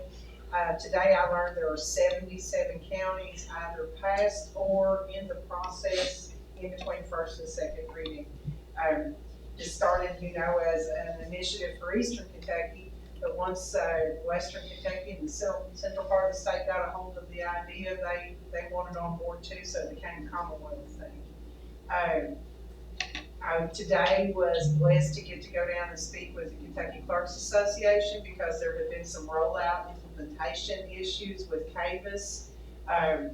tomorrow I'll be speaking with your clerk about what it's gonna look like when it rolls out on the 27th. I'm pretty excited about this. This has been a process. You know, we had the TC 59 that was initiated by statute to help us to find some roads in the county that we could ordinance and make accessible for trail connections. But it was a very difficult process. It was lengthy, and there was a huge process to go through to get anything approved over 0.2 miles, which was the KRS standard. So this opens the door. This really, really opens the door between our trails and our businesses and providers, which is what the whole thing is about. It's an economic development plan to bring adventure tourists here to Morgan County and have them bring their vacation dollars and spend them here, and we keep those dollars. So getting them more access to services and goods is the whole plan. So this is a valuable tool that has now become law. And I'm very, very excited about what it's gonna do for us. It gives us a lot more leeway. A lot more leeway in our planning, a lot more, a lot more leeway in our trail design. We don't have as many hurdles to jump over, so I'm pretty excited about it. Does anybody have any questions about Senate Bill 63 or the implementation? No changes since the first reading, so No changes. I'll entertain a motion. I make a motion to approve Senate Bill 63 ordinance as presented. Second it. We have a motion on the floor. It's been properly second to approval of Senate Bill 63 ordinance as presented. Questions, discussion? There being none, all in favor? Opposed? Motion carries. And hopefully this will be one of those tourism things that will help us bring I hope money so. in. And then, Judge, if I could interject for just a moment, not just about Senate Bill 63, but my husband and I have sat here this evening and watched the proceedings in this court, and I've been in multiple courts in Eastern Kentucky. Multiple. We now have 20 counties. You have partners not just in Johnson now, but also in Morgan, in Rowan, and in Elgin. So our trail opportunities have increased dramatically. But sitting here tonight and watching you all in practice and doing your jobs, I commend you. I commend you. You do wonderfully. You have approached everything with a no nonsense and a non-combative team, and it's really, really delightful to watch. Judge, I commend you. That's all these guys here. We already voted. I know. Good. And it's a All right, you got it. You got it. It's just a delight. No, we appreciate that. Sharing that. It's a delight to watch you all work. Thank you so much for We your try. support. Let's get some trails and some money and some vacation. Amen to that. Thank you all. All right. Next up is the second reading of the tourism ordinance, which we did our first reading last month, which will be the establishment of a tourism commission and imposing a transit room tax in Morgan County. I believe that was 3%.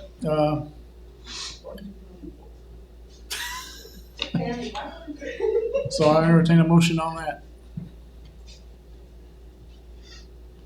There's been no changes to it since our last reading of it.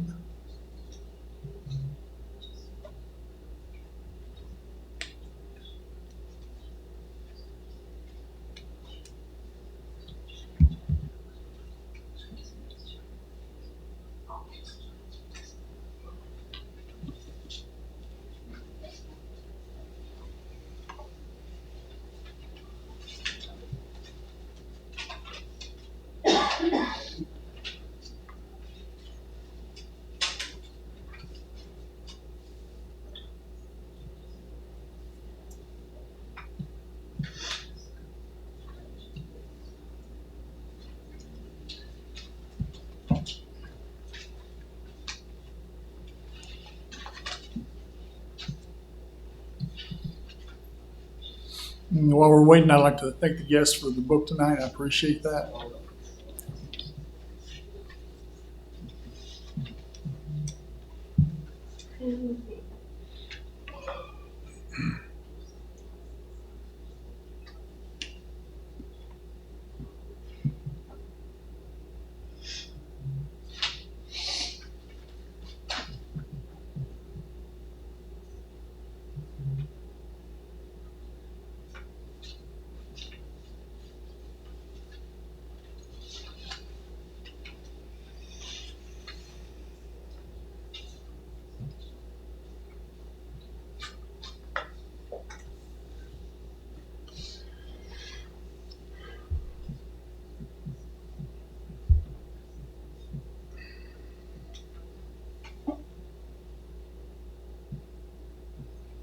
I'll make a motion to approve the tourism ordinance, second reading as presented.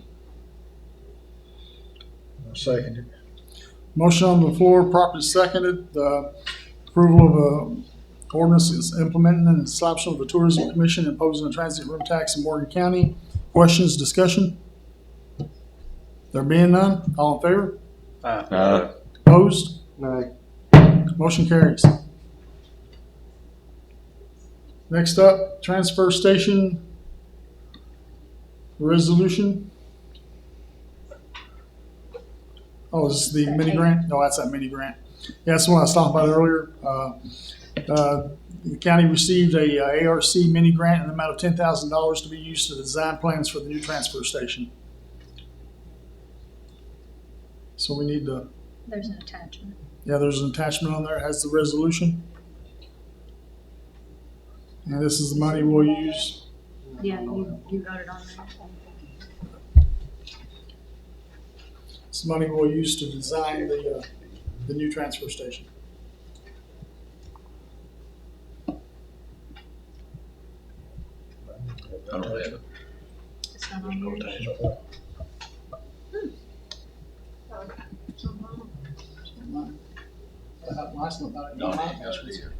I know what it is. Hold on just one second. Give me just 1 second. Yeah, I think it may be just the admin. Hold on 1 second. Let me grab it here. No, it says. Oh yeah, it's marked private. Hold on just 1 second. I'll fix it.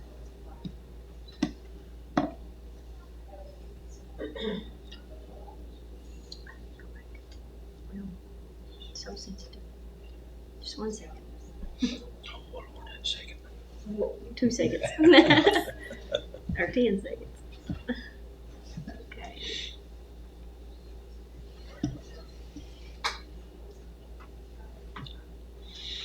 Okay, yeah, attachment.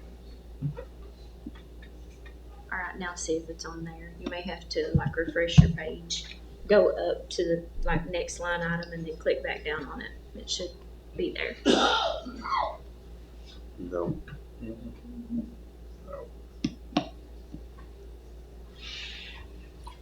Should have been there. I fixed it. Well, I'll still make a motion to give you It's marked. authority for the mini grant. All right, we got a motion on the floor. You got a second? I'll second. Motion on the floor, properly second, of approval of the procurement resolution for an ARC mini grant for the transfer station design plans and for adopting the Kentucky model. Yeah, I was like, what model is? So that's Spanish. Model procurement code and authorizing Judge Executive Jim Guzet and successors in title as the official project representative. Questions, discussion? There it is. All in favor? Aye. Opposed? Motion carries. For What did you say that was for again? Like, what was that? That was a resolution for an ARC mini grant. I mean, what is it gonna do? It's the design for a new transfer station. Okay, thanks. if you all go back up to the top left-hand corner and click the actual meeting, it'll show it up on there. God. Yep,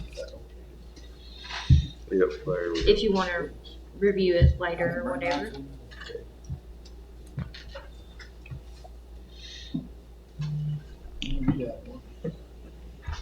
Did it refresh? Did you click this button right there? I've been going crazy all day. I went to this You morning hit as the well. top. Just go hit that button. Hit that like right there, those words. And then I now want go to keep back my down to truck, that at number least to clean the 16. truck out and take the knife out. I'll be doing Hello? Yeah, fixed it. You been gutting out Not there. really, but.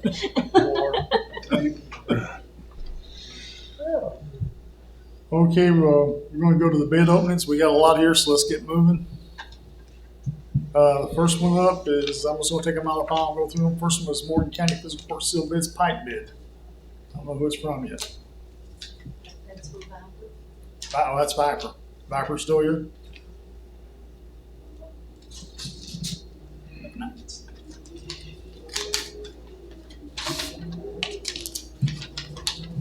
Okay. Wow, okay. 407 supplies, Viper.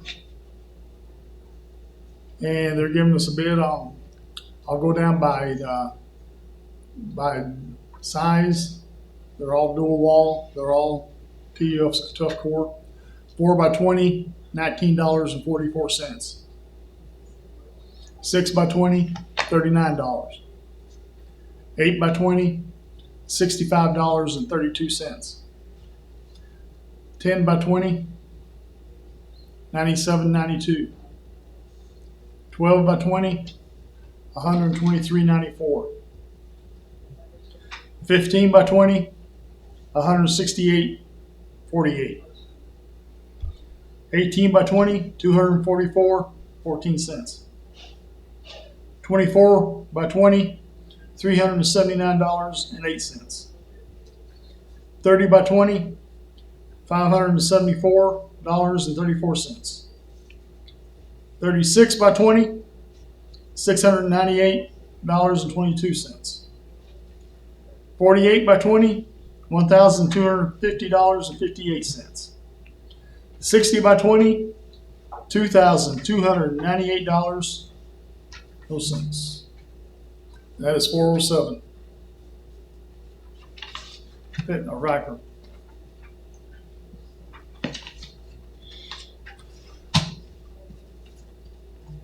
Already, that's all good. We're agreeing at an $85 flat rate unless it's over. All right, J.A. Oldfield and Sons.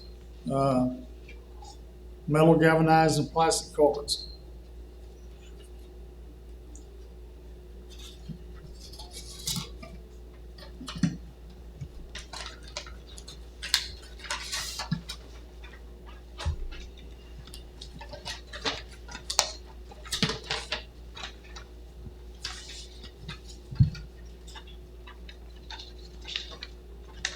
Okay, they got two papers here.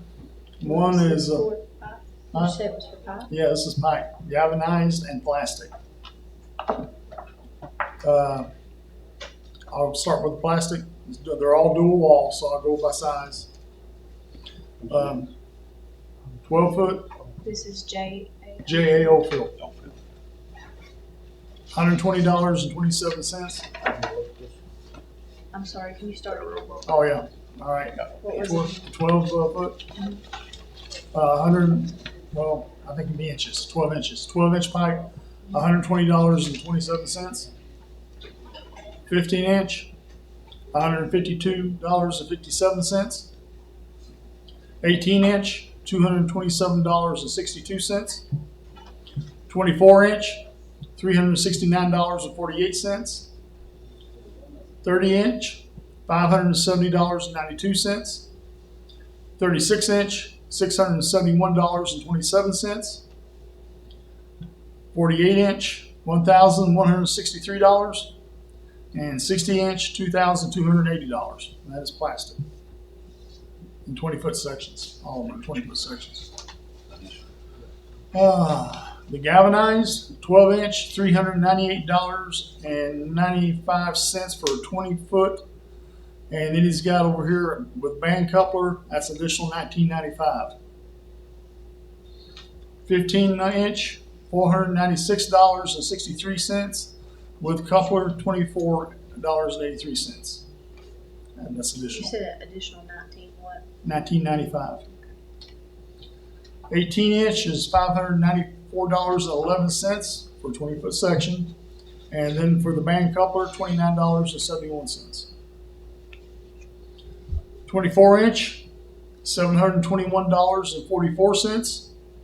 With coupler, $36.83. 30-inch pipe, $896.91. For the band coupler, $45.79. 36-inch pipe, $1,072.78. The band coupler, $54.77. 48-inch pipe, $1,442.47. Band coupler, $73.64. 60-inch pipe, galvanized, $1,950. With the band coupler, additional $100.58. That's J.A. Oakville and Son. All the galvanizing was higher except for that 60 inch.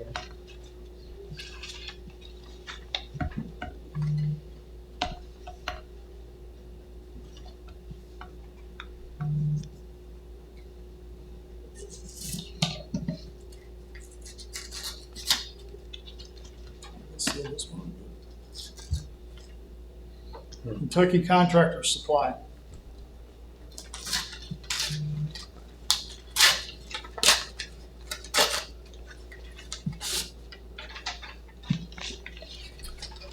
All right. That one is Grayson. Yes, it is. Kentucky Supply Company, Grayson. Okay, here we go. Is that plastic?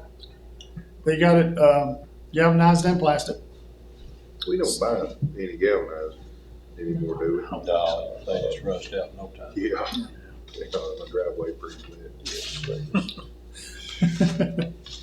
So 12 inches, gauge 16, galvanized $16 per foot. Plastic $6.04 per foot. $6.04 Per foot. 15 inch, gauge 16, galvanized $18.80 per foot. Plastic $7.47 per foot.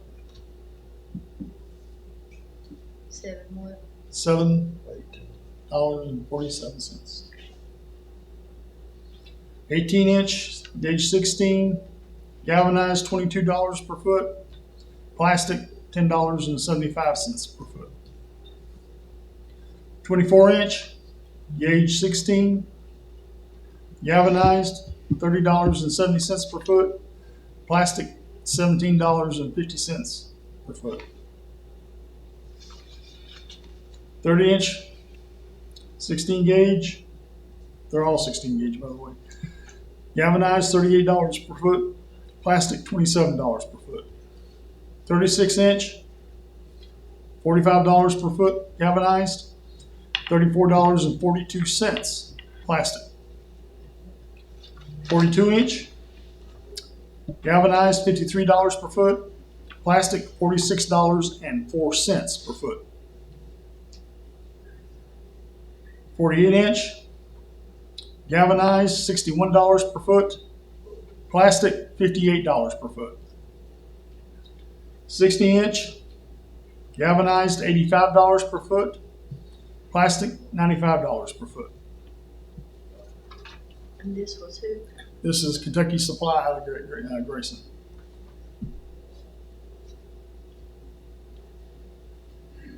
You have to do the math to get it in 20-foot sections. Yep. I'm not ready. Do you want to let them look at those? Yeah. Pass them around, guys. Enjoy.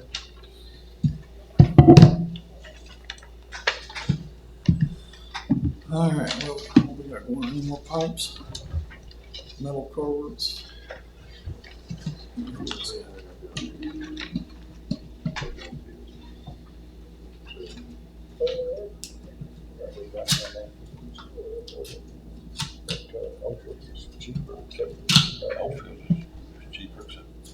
How that pricing just a little cheaper.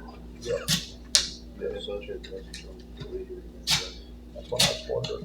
Did Backers, do they deliver? Unless it's over a certain amount. then It it's said it would be free. 85. It's 407. Do they deliver? Yeah, it's $85 delivery fee unless it's over 1,200 and some. Yeah, let's see, yeah. Unless it's over $1,250, then they waive the delivery fee. Is what the bid says. $85 delivery fee unless it's over $1,250. And then they waive it. I'm trying to do the math on these. So all of these are 20-foot sections, what? Yeah. Yes. All of them, okay, so I'll have to do the math on these. All right. Next up, can we wait on that? Or? You can do the math. It might be best to let her do that, Yeah. and we can go ahead and approve Yeah, this. yeah. Okay, That way we're not. Let her do the math. just a second.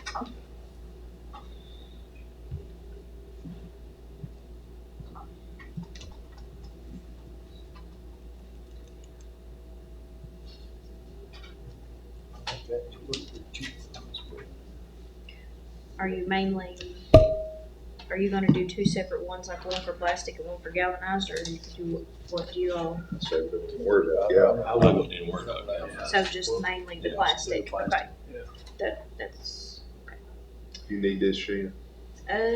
yeah, let me just double check my numbers, just, I wanna be sure. I was writing them down as fast as I could. Wanted y'all to be able to look at them too.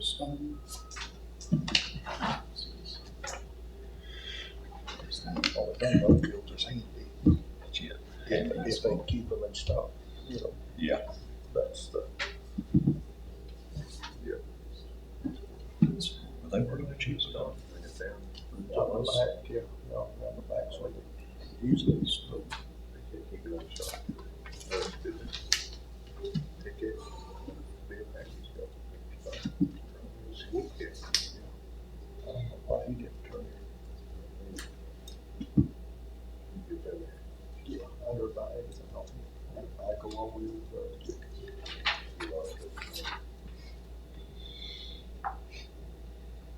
and he looked with it. And he knows it covers. Where's the J8?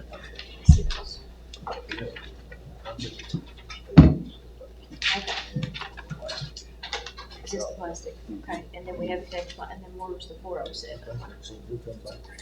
Okay.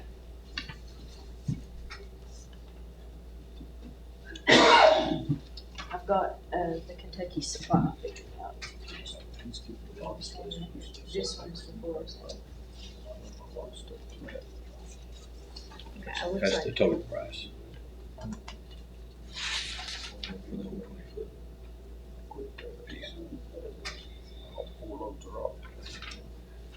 Well, but we didn't start the rest of them until 12.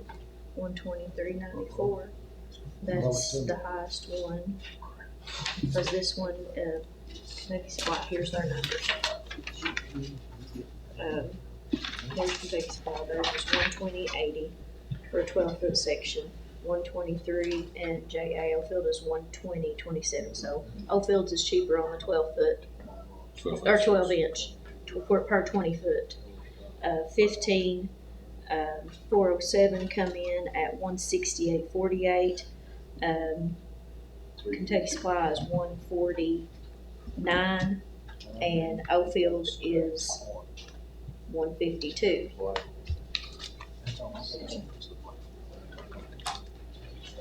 me double check my math on that, because that one on that particular pipe was cheaper on that one, right? So let's do 15 inch, 747 times 20, 149.40.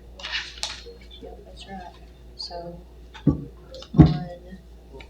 they were cheaper on this one, correct? And then they were cheaper on this one. They were higher on both of those. Okay, this 18, we have what, number 244. This one was 200.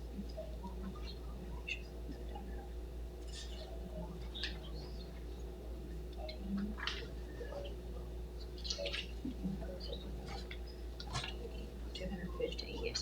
So theirs was the higher one, 215, and theirs is 227. So this one's cheaper, correct? Okay, 24, 350. So this one's cheaper. They're cheaper on this one too. That's 369. 30 inch, 540. 30 inch, 570. There was no additional charge on this one, correct? This is per Foot. with just, okay. Nothing but. Nothing else, okay. So the 36 inch was $698.22, this was $688. 36 inch here is $671. So that's what we're on that one, right? Mm-hmm. 688. Okay. 48 42. inch. Well, theirs is, they got 42 inch, which they don't have a 42 inch. So, No. No. The 8-inch is $12.50. This one's $11.60. 48. This one's $11.63. It's just $3 difference. It's this one. And then the 60 is 2298. This one's 1900. This one's 2280. This one.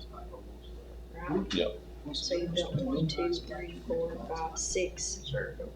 Cheaper. 6 cheaper ones. 2 here. No, this one's correct. Mm-hmm. They don't say anything about the delivery fee.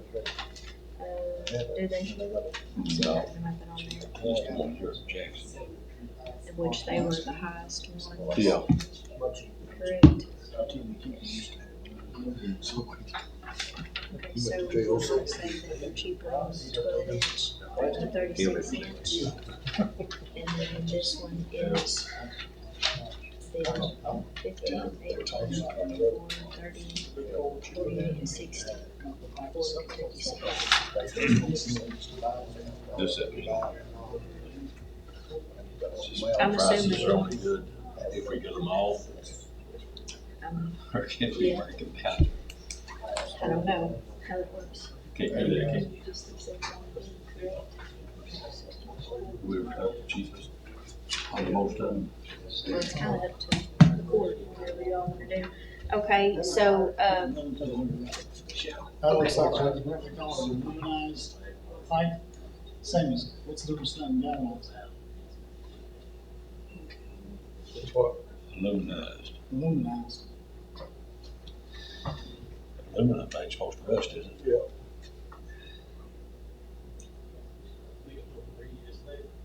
And I don't see any plastic in there.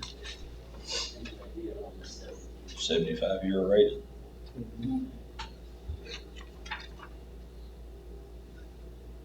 15 to 48-inch diameter in arched or in round.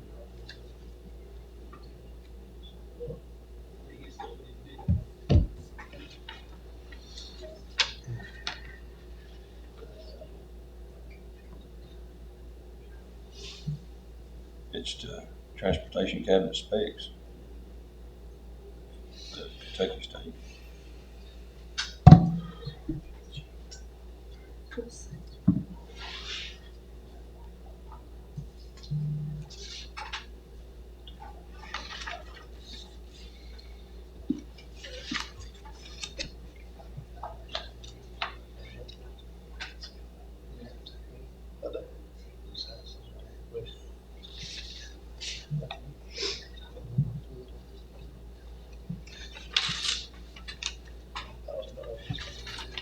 Welcome to local government.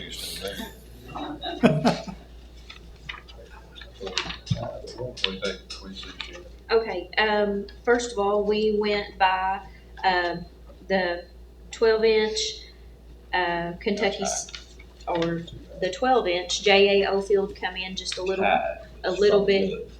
It's real high. The 12-inch, pipe for J.A. Ofield was $120.27. It was the cheapest, with Kentucky Supply coming in at $120.80 and 407 at $123.94. So the cheapest on the 12-inch was J.A. Ofield. 15-inch was Kentucky Supply at $149.40. The next was the 18-inch with Kentucky Supply coming in at $215. 407 was the higher one on that one. J.A. Ofield was the second on that. The 24-inch was $350 with Kentucky Supply. J.A. Ofield $369.48. The 24-inch with 407 was $379. They also, Kentucky Supply, the 30-inch $540. 30-inch with J.A. Ofield was $570.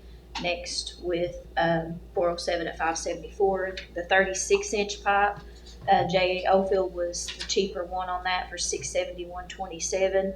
Next up was Kentucky Supply with $688.40. Lastly was 407 was $698. 2-inch, which none of the other ones had a comparison to that, which Kentucky Supply had that at $920.80. 48-inch was $1160, with Kentucky Supply having the cheapest on that. JL Field was $1163, and 407 was $1250. 60-inch was $1900. The cheaper one, Kentucky Supply.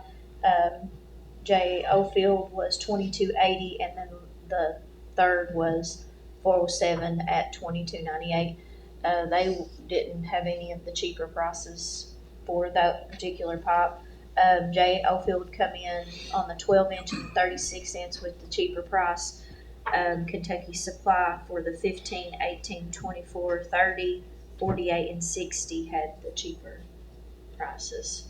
But I'm not sure if that's, didn't say anything about his delivery or anything. I know this place had $85 flat rate unless over $12.50.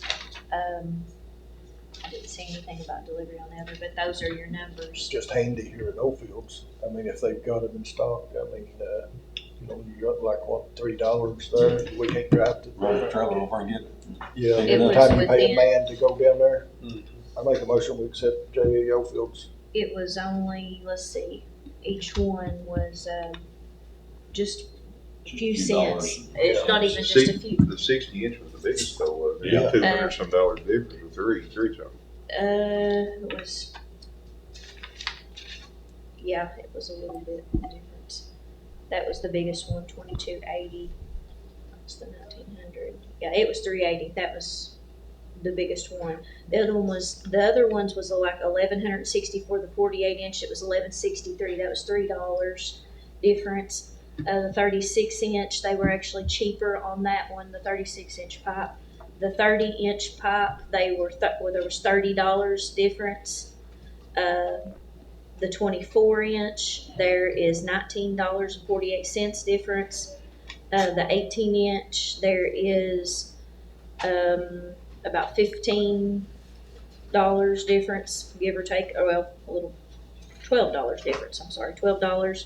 The 15-inch, $149.40 and $152.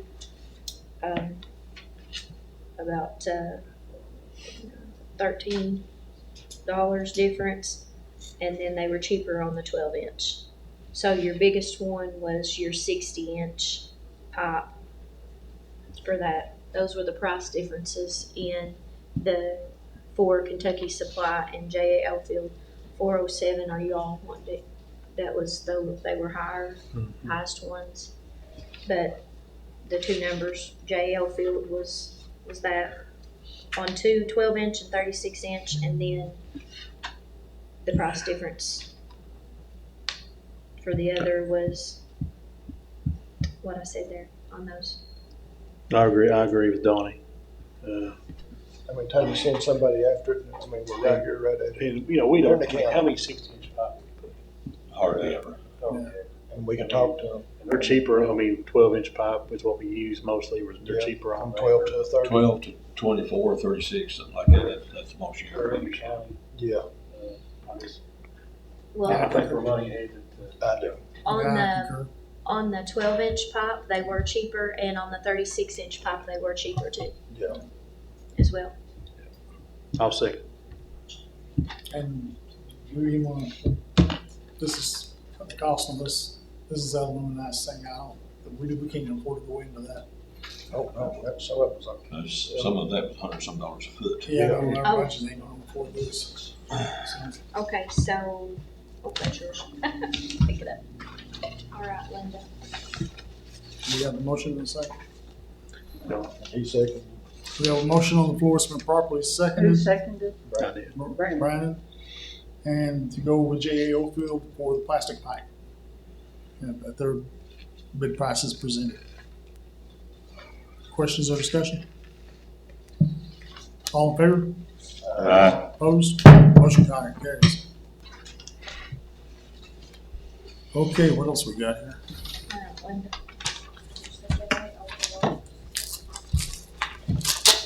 Here's the, and then here's what.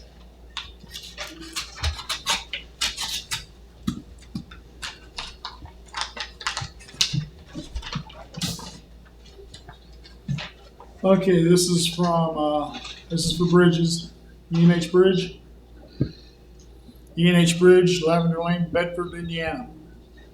We didn't even advertise for bridges. I know. When is that going out to bid?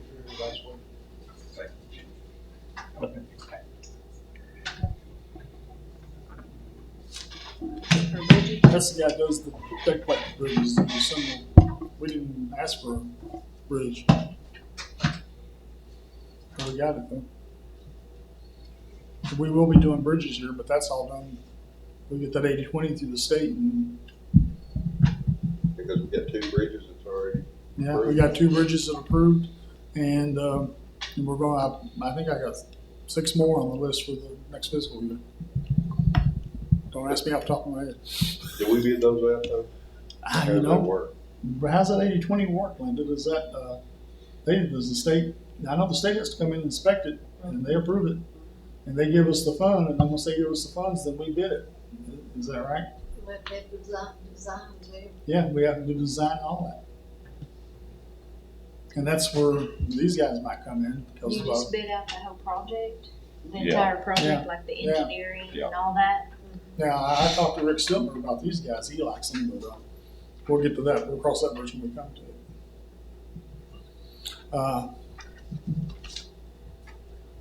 This is asphalt.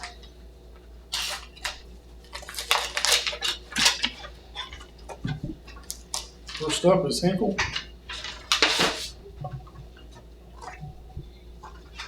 Put it in the folder. Alrighty.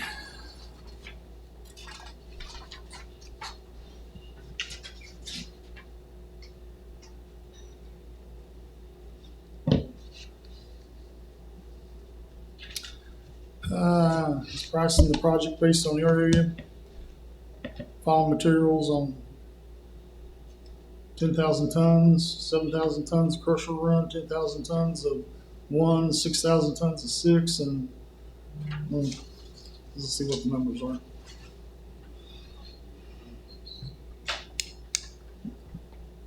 All right, cave run stone, quarry name, it's all cave run. Description, DGA, dense grade. Price per ton, Stone, that must be That's stone. Oh, it's stone, yeah, stone. Yeah, this is stone. $14.60. Haul rate per ton, $4.50. Total price, $19.50 per ton for stone.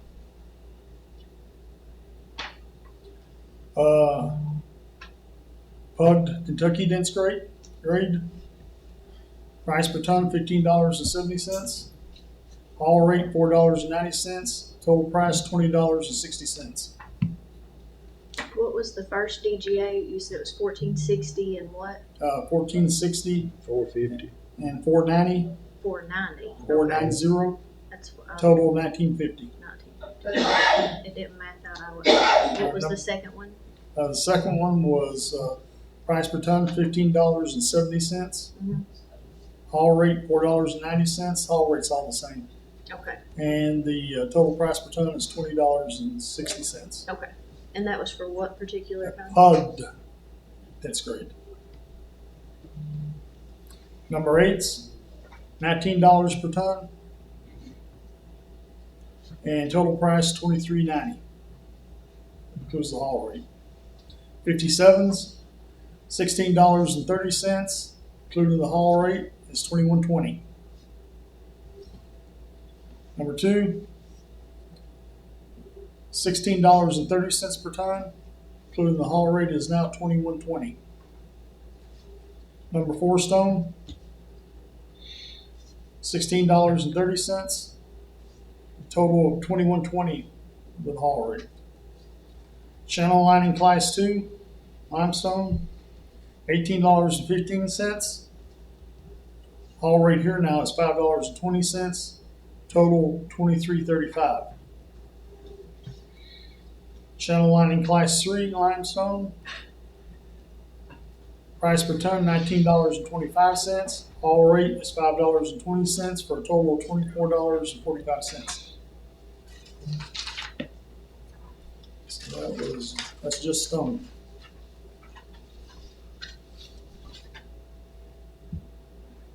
It says asphalt on Is there any more? Says on the stone. That's on the- it. Must be the only Is that stone. the only stone? That one's, this stone. That should be asphalt. This Hinkle's asphalt. So do you want to go ahead and do the stone? I mean, Don't it's up have- to you all. Yeah. Is that the only Don't- bid you don't have a received? choice. It's all been received on stone. Okay.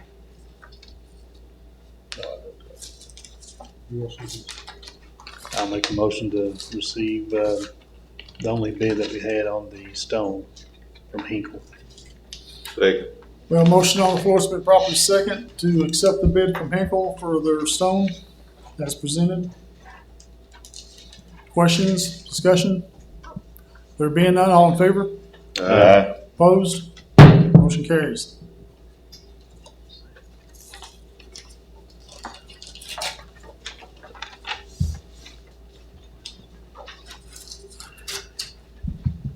Is that the other piece of J.L. Fields? For go, okay. This is J.L. Fields, a piece for that, galvanized. Yeah. Okay, Hinkle, asphalt.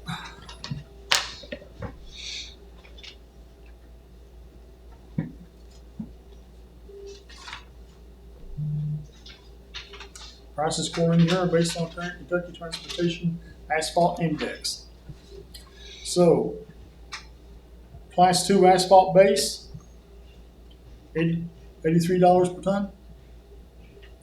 Class 2 asphalt binder, $85.50 per ton. How much?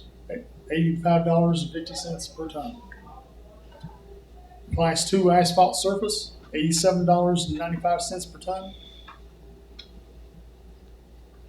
Now that was price per ton picked up at Cave Run asphalt plant. The next one they got is price per ton, in place, all material, labor, haul, equipment furnished. No kit and caboodle. Class 2 asphalt base, $115.25 per ton. Class 2 asphalt binder, $117.60 per ton.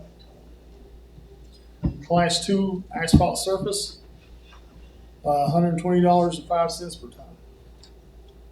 On the first surface, did you say $85.95?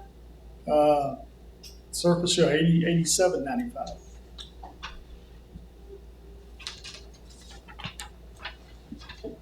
And that's, take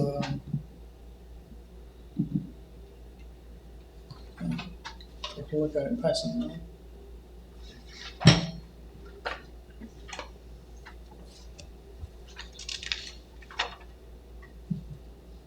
From the bottom. Too much tape on the top.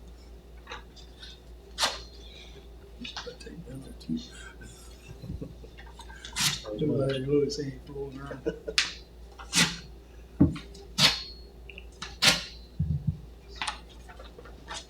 Rubber sheet.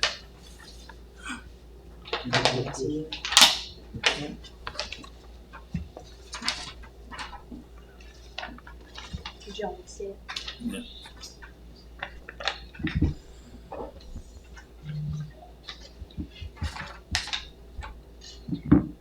Next year, I'm making me a program for this. I will be writing it down next year.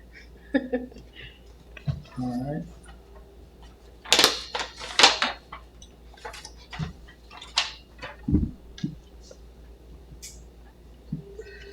So this is if we just buy it, and this is laid. Yeah. And then that's That's the laid. cost they're laying. This is different. That's the additional cost here. Yeah. This minus this is how much they're This is costing. layout. Laid This additional. this is all we've been doing, Okay, yeah. because that's rough, big old horse stuff. All right, this bid is from Stanford Builders for asphalt. Bid is from Fiscal Court to buy pavement material, we lay pavement at $30 per ton in county. We will haul the material from Davy Hill location. We will sweep a road, apply tackle, and lay asphalt on Morgan County roads. Bid is for July 1st, 2025 through June 30th, 2026.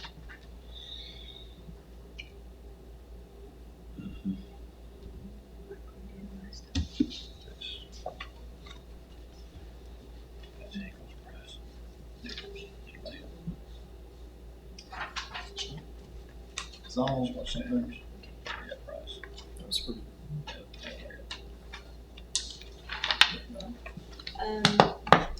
With what the bid that Hinkle put out for purchasing at the Cave Run pickup location would be, of course, 83. It was $115.25 for them to lay it, which was $32.25. Standard Cruise was 30.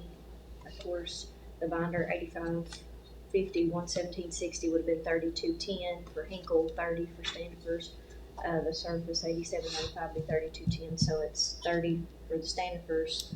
And they said they would pick it up at Cave Run. Is that what you said? Okay. Yeah, that's what We we will think haul in. the material. We will sweep the road of light. Did y'all see it? No, they haven't actually seen it.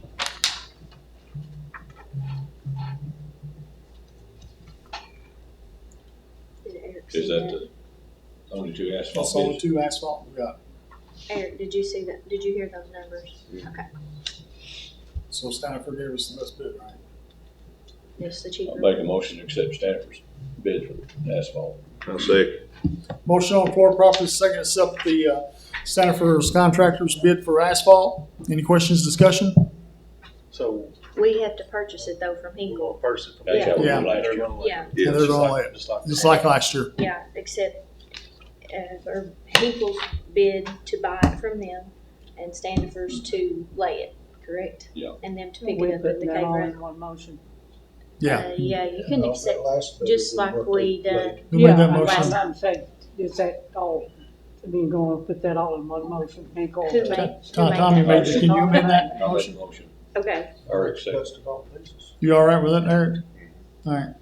All right, we have a motion on the floor, it's been properly second to accept Stanifer to lay the asphalt at $30 per ton, and then we'll purchase the asphalt from Hinkle. Any questions, discussion? All in favor? Opposed? Motion carries. Oh, God. Standifers. I can already tell you what this is. We sit in on that. Is this anything? Is this stuff anything? No, those are all just the folders. Okay, this That right bridge here. is when we need to keep that. Okay, this is the one that's over there. That's the pipe. Basically, Vicky sent in on the bid, and some of the judges, we were talking about it for salt.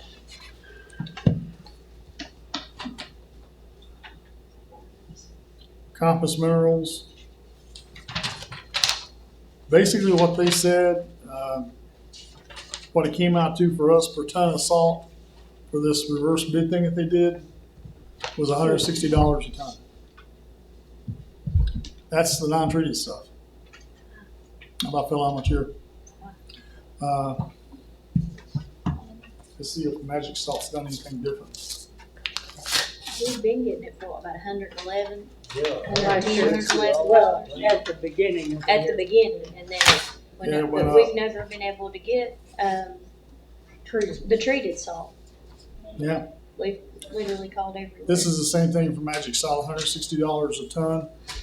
I say we table this. Me and Judge Lewis has been talking, and he's doing some shopping around. If it's all, if you guys, if we can find a cheaper thing, Morgan and Elliott will go together and try to get something on our own here. Let us experiment with that and see what we can find. Because his was $159 a ton, and neither county can afford that. That's just. That salt don't work anyway. You're right. It's not And treated. it's not treated, and that don't really work. So Most places don't, they just use sawdust or sand. I tell you, it might be best to go back to, there are some places they're doing sawdust and sand now. I mean, with the Can't way use things it are on going. railroads anyway. And they had a salt shortage last year, so I imagine that's what's going on again this year. There's a nationwide salt shortage. But if you don't mind, we'll table the salt and let us explore that a little bit more, see what Judge Lewis said. On the sand or salt dust. Yeah, we may have to explore alternative methods. That other salt wasn't no good. What? That other salt wasn't no good. I mean, We're if spending it's like, above freezing, it's gonna melt anyway. we're it's no spending good. like $30,000 on salt a year too. Well, we paid over $200 a ton there at the end. Yeah, Yeah. right when we were in a pinch. and Yeah, didn't have when we were in a anything. pinch, we got up to $200 a Yeah, ton. because they used all the salt and then they didn't have any, we had to have like an emergency delivery, just trying to hurry and get it there. And that was the cheapest place that would even deliver. Everybody else was on back order majorly. Wasn't a biggie. We bought some from the state, didn't we? Yeah, we bought some state sold us some. But it was actually, They give us the treated it salt. was treated. What's the plain salt? That's not treated. It's just rock salt. It's 160. And That's I tell that you, is just plain yeah, salt. it's just plain salt. And I tell you, some of $60 for plain salt. Yep. it, and some of it I looked at wasn't even worth. I mean, it was the little scrap at the bottom of the bin. The road department said it didn't work, is what they said. They Yeah. said they were putting it on roads and it was Well, we what talked market. about putting calcium in it ourselves and getting it from the Yeah. state, we Yeah. talked about all that. Yeah, and we did get we got it from the state. Then they also gave us some calcium. We got that from them. But that other stuff that we laid down, that was useless. Yeah, I got told off on it once. Yeah, I got you calls I got. Blew me a And I was like, the way they laid it yesterday, and they ain't doing nothing. So do we know the price of how much, is it calcium that gets put in? Yeah. We was talking about maybe just buying the calcium and letting them mix it themselves. I don't know how much that would be if you buy it like in 50-pound bags or something? I don't know, Or how you that mix place, it? the Morton wouldn't sell it to us. Yeah. They had it, but they wouldn't sell it to Yeah, us. they said we're not in the delivery area, but they delivered over to 191. We'll keep. I mean, just the bags. They Between would've done now and the next meeting, Vicki and I and Linda will all call around and see if we can find a better solution on what we can do. Maybe call some other counties and see what they're doing. And if you all have any ideas, please call us. too. All right, it's moving along here. Moses is still hanging with us, so Yeah. Raleigh's back there. Worldwide equipment, Sheena. Okay.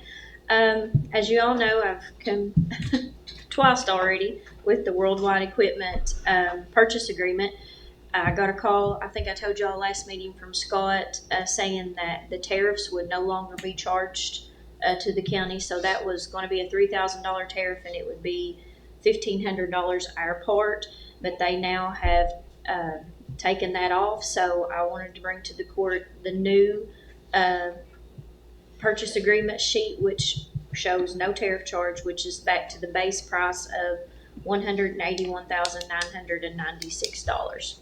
We will just need to approval to make that the new purchase agreement. I'll make a motion that we approve the new price, which is a lower price of $181.96, which is the original price. Exactly. There we go. Yes. He said we could just go back, and I was like, I better make sure I let them know, make sure they get it in the minutes. I'll second. So we have a motion on the floor, proper second approval of the updated purchase agreement for the 2026 Kenworth tandem from Worldwide Equipment of $181,996. Questions, discussion? There being none, all in favor? Opposed? Motion carries. Next up, Kenworth 2026 Kenworth tandem, Sheena. I have had so many attachments here for you all to look at. Okay, this is of course for the new 2026 Kenworth tandem that will go into the new truck rotation with through KCO and Worldwide Equipment. I have attached the application for you all to view.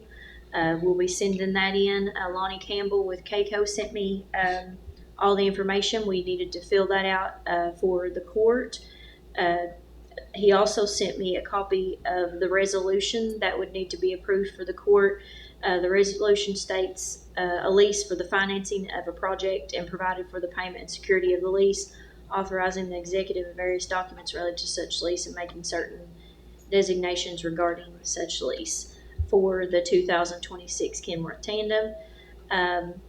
We also will be taking, in reference to that, we'll also be taking the 2024 Tandem that we currently have. I contacted JM Wood Auction Company this past week, and he got back with me. The third attachment there is the agreement that they have agreed. It's a proposed agreement. The auction will actually be September 23rd through the 25th. We'll have to have the truck down there, I think he said by no later than September 15th. But as you all know, they will guarantee us a certain price. It's $152,500 and a commission rate of 7% absolute will be charged to the gross sales. So when I talked to him, I told him it was in great shape. Sean emailed me a bunch of pictures, and I sent them on to the auction company. But they want us to, or you all to, approve for us to go into the auction agreement and on that account, on that amount, so they can go ahead and start promoting our truck and getting it out, and advertising it as there to being auctioned. The agreement worksheet, if you all want to see that, they're wanting it to be cleaned up and make sure that everything is in good condition, that we agree to that. And the last attachment is the conditions of the truck guarantee. They want the tires to be 50% or greater, no broken glass, drawbar, ball must be tight, mold bar wear strips. Several things there that we would need to agree to for the conditions. If there was any repairs, I think on there that said that they would charge us for it, but according to the road department, the truck's in excellent condition. But that's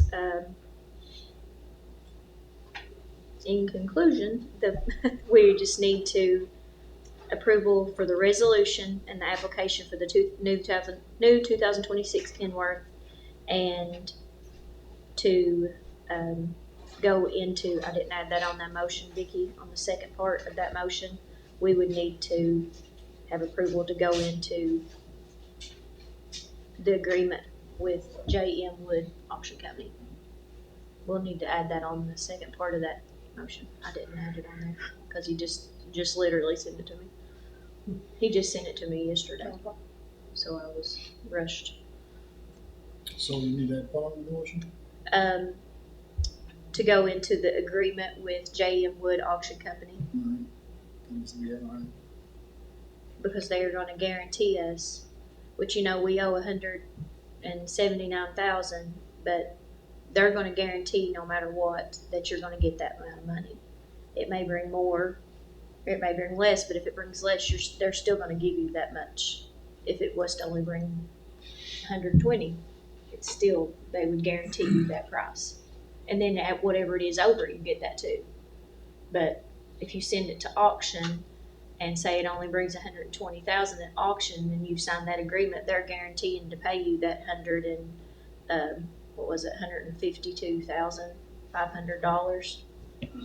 What their JM Wood Auction gives Morgan County a gross financial guarantee of $152,500 for the equipment listed, minus the commission rate will be charged on the gross sales.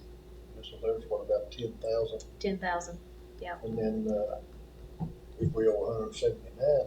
Yeah, it's figured into the budget. I only missed it by $185. Me and Vicki was kind of figuring it. We only estimated as revenue coming in for the sale of this truck $152,685.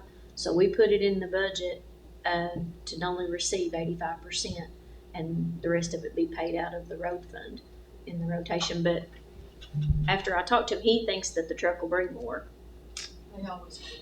Everyone we've ever seen, Yeah, they always in the Contract, past. they can't have no hydraulic leaks, they can't have no, everything has to work. So Should. Yeah, that, It's very it nice. only Got has, one new truck. it only has Yeah, 12,000 miles on it. Yeah.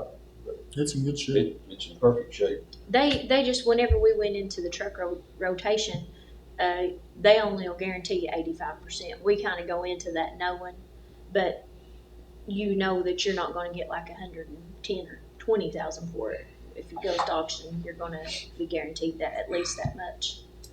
And we figured it into the budget to only receive in that much. So the extra balance, say it didn't bring anything else, is being covered in the budget. But they need this to go ahead and start advertising our truck and getting it out there to people, because he sent me another paper in theirs. Well, I think it's a 3-day auction, and there is lots of stuff on there, and I think they send out to the companies to auction it. And this is the place, when you go in the truck rotation program, that they deal with. That's who they refer you to. That's probably a 200 or 300 acre place. Yeah, that's, if you all read all that, down through there, it tells you all about it. And it's actually an online auction as well. They'll post our truck, all those pictures that Sean emailed me. I mean, he took dozens of pictures, and we sent them all to Mason, and it only has 12,000 miles on it. It's practically brand new. So I feel like it would, he felt like it would do good too, when the last time I talked to him. But in order to get the new truck and keep on the rotation schedule, and as far as the way our lease is, it's going to be up, and we'll need to pay that off, and that'll keep the process rolling in order for us to keep a new truck and keep maintenance down. Because, you know, as more miles that truck gets, the more maintenance it'll have to have tires, you know, repairs. If you get a new truck, you're saving all that. Plus having something dependable to haul your rock out to the county and stuff. I make a motion to approve the resolution and application to lease a 26 Kenworth tandem from Worldwide Equipment for the Morgan County Road Department, with financing through KCO, and the auction with Jim Wood Auction Company in September of 25 with the existing truck. Second. All right, well, motion on the floor, it's been properly second for the approval of the resolution and application to lease a 2026 Kenworth tandem from Worldwide Equipment for the Morgan County Road Department with financing through KCO and an auction 2024 tandem with J.M. Wood Auction Company in September 2025. Questions, discussion? There being none, all in favor? Opposed? Motion carries. All right, next up, Road Department truck, Paul Miller Ford. They contacted us. The truck that we agreed to purchase for the road department, the F-350 that was actually in the fleet and on the lot at Paul Miller, that truck they're needing payment on, because in order to take it out of the fleet, it's already gone out. It's actually at the place getting fitted for the dump bed.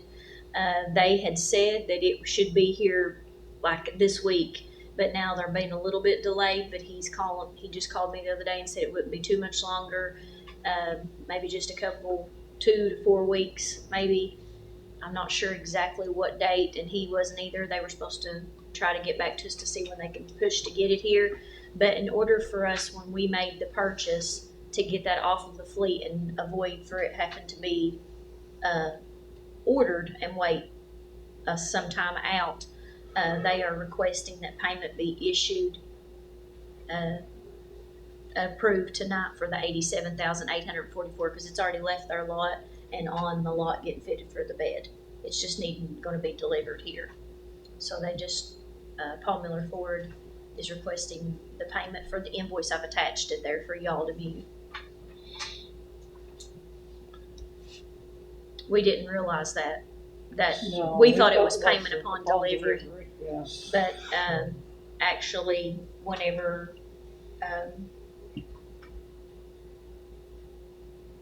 you got the truck off of the lot, it was a net 30 to be paid out, even though we haven't received it. but the first, promise of delivery would have been this week. But now it's totally up to you all. I mean, if we go ahead and pay them $87,000, they have no incentive to rush it and get it to us. I mean, it may be next year before we get it. It's no problem. So who? It's totally up to you all. I'm just the messenger. So it's left their lot and went. Yeah. Yes. That's what they told us. Yes. It's left their lot. Been fitted with the, It's being fitted with the bed. He told me, we talked to Vicky as well, that it was supposed to be here like this week, and then he called me back and he said that there's been a little bit of a delay. He said with the tariffs about getting the certain parts in, that they would needed to upfit the truck. But he was going to try to put a rush on it to try to get it to us as soon as possible, because I think he said it may be more like July or even the 1st of August. Yeah. For that. Well, But now it's left their lot, and we do have a PO. That's what I told him. I said, well, we gave you a purchase order agreement, us agreeing to pay. He said, well, where this truck come off of the lot, instead of us ordering it should have been a net 30 to be paid 30 days after the truck left their lot. That's what he explained to me, and we didn't realize that. They should hurry to pay the people up. He said they were going to hurry. He did say that they were going to try to put a rush on it. Deal, truck with bid. I told him that, I said, we're in need of that, and so it's being held up. I can contact him first thing in the morning and let him know that you're all wanting to pay it upon delivery. Yeah, well, once we, I mean, you go buy a vehicle, you drive it off the lot, then you pay for it. You're not sitting there. yeah. It's not going to sit there. And that 30 thing is, but that's, Well, we didn't realize that at all. I mean, I've never. We were sitting around waiting for for them to. That's what I said. I said, well, have we received an invoice? well, when we table this and let you call him back. Huh? Who's furnishing the bed? Do they do it or we buy the bed? No. They do it. It's all It's in in that the price. I think it's done. That's their baby. London, is that where they're supposed to take it to? I'm not sure. If we was the one that did it, I'm not gonna see it. Yeah, if we bought the fire truck and it left the lot, yeah. But no, not like But they're that. supposed to have the bid on it. That's what That's Mickey what and we I, thought. that's what both of us thought, and I'd say then, no. and then whenever he said, well, no, when it left our lot, it was a net 30, and we're like, we thought it was payment upon delivery, but I was just relaying what he said. $87,000 on a whole floor. So you all want me to contact him in the morning and let him know that, we want to pay upon delivery? Yes, we'll table it for now and contact them in the morning. We'll go from there. If for some reason it was to be delivered between now and the next meeting, do you want to do payment upon delivery? We can do that. Yeah. I mean, that way we all don't have to come back for just that one thing, and if it may be with Well, let's go ahead the and next make a 2 weeks. motion to pay upon, we'll Delivery. pay upon delivery if it's between now and, What he said to me was, I said, well, who delivers the truck? And he said, well, after the bed is put on, then they bring it back here and then we deliver it to you all. So, That's where they should get the check. okay. exactly. Yeah, because if they bring it and the bed don't work or anything, could be, Okay, We've already so paid. do you want me to just tell them that you all voted to pay upon delivery to the road department? Yeah. Okay. Yeah. If you all want to. Put that in the motion, somebody? I'll make that motion. I'll All right. second it. We have a motion on the floor, it's been properly second, that we will pay Paul Miller Ford upon delivery of the vehicle to the roads department between now and the next, fiscal court meeting, which is July 24th. All right. Questions, discussion? All in favor? Opposed? Motion carries. Admin code. Oh, road department ditcher. No, road department ditcher. I was trying to jump. The ditcher approved for the last meeting does not meet the best requirements for the county's usage. Therefore, approval is needed to rescind that decision and approve the purchase. I can't, Yeah. who was it we're getting it from? See, I've got some blanks in my. I don't think they found another one yet. Yeah, I don't They're think still so. looking. The I think only they're still thing like, that we need to they, table this. the only ditcher that they could find that was in that price range for what they needed was with a right arm. Yeah, it and wasn't, that it was goes gonna put against, them we going can't into do that. traffic. That's a Yeah, safety it issue. was offset, it was Yeah. Yeah. Well, this whole England. thing's moved, except we need to rescind the previous Yes. motion. As of right now, we have, we had a approval to purchase the ditcher from Little's Farm Supply. So I guess we'll just need approval to rescind that previous decision. Yeah. And then later on, if they find one, then we can come back to y'all with that. Is that okay Yeah. Yeah. with everybody? Just stop the motion at supply. I make a motion to rescind the previous decision regarding the purchase of a ditcher from Little's Farm Supply. I second it. Motion on the floor, properly second, to rescind the previous decision regarding the purchase of a ditcher from Little's Farm Supply. Questions, discussion? There being none, all in favor? Opposed? Motion carries. Moving on, administrative code.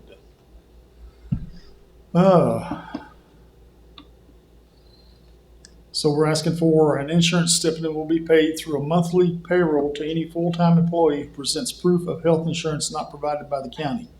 The amount of the stipend is to be based on the amount of the county health insurance coverage would be for the individual employee qualifying for the stipend, effective July 1st, 2025.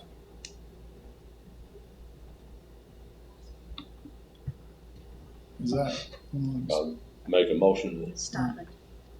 approve to pay full-time employees who present proof of non-county provided health insurance on a monthly payroll stipend basis on the amount of county provided health insurance would be for each qualifying individual to be effective July 1st. Okay, I've got a question. In the motion, do we want to say this to become a part of the admin code? Yes. Yes. Yeah.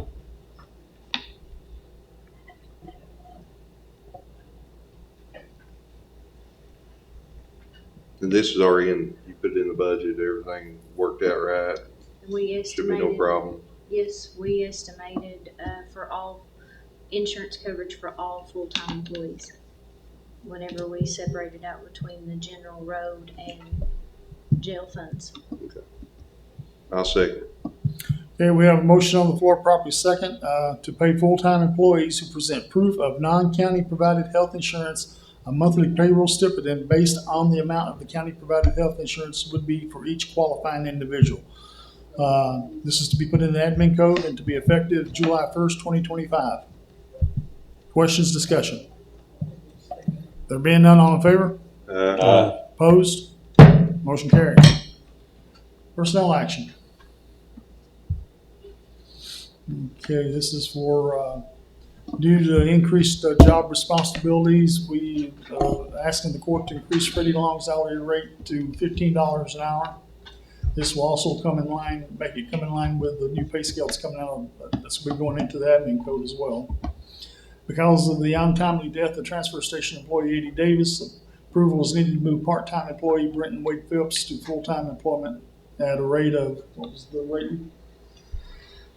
What's he getting right now? I'll have to look here and see. Hold on just one second.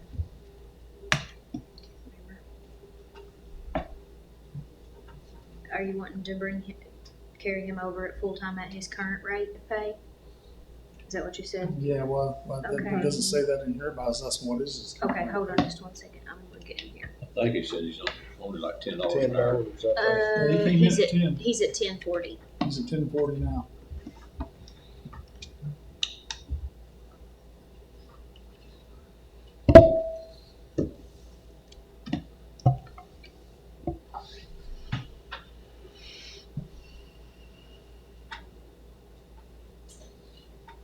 You want to carry him over at the same pay rate or raise him up? That's 1040, I mean. I tell you, let me tell you that what they're making down there and that new pay scale that we got with admin, I suggested we start paying down there at $12. I mean, yeah, they haven't gave me the finished admin code yet, but these pay scales we got are outrageous. Working for $10 an hour. And he's eligible for benefits too, right? Yeah, he'll be getting benefits and all that now, so. Yeah. What was Eddie making at the time? He was making 19 something. Yeah, he was. I think he was he making 16 something? 16. 16. Oh, he was making, oh, that's the other one. 16. But he- Randall's making. He'd been with the county for quite a while. Eddie. Yeah. he Oh, had he was been- with the county for a Yeah. Well, over 10, He just started working with Stan. I think it'd been almost 10 years or a Yeah. little over. But he was making like it's around 16 something. Randall think was making 16, a little over. Yeah, a little 16. over 16. Randall was making 19 something, and he got his 50 cents, what made him about 20. Yeah. But I think Wade does operate the equipment and stuff He now. does it all. Yeah, Yeah, he he can does it all. operate the equipment and run He the operates the and excavator. run the point of sale system.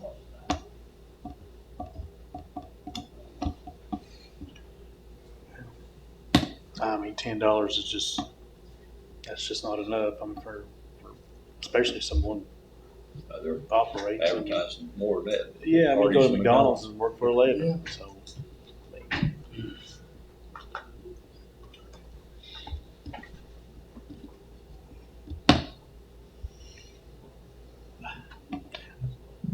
We do need a pay scale.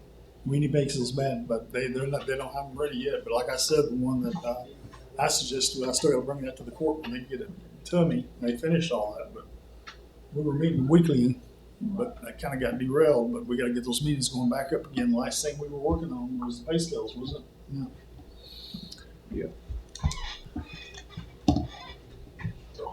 When we done, just for your information, when we done the budget, we figured in, we had figured in for that 3 full-time employees there at a rate of, Randall's rate, what Eddie was making, and then what Wade would be what's Wade's currently making now.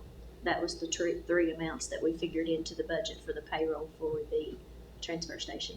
So it would have been right at 20, say 16, and then a little over 10 was those 3 pay amounts for 3 full-time employees.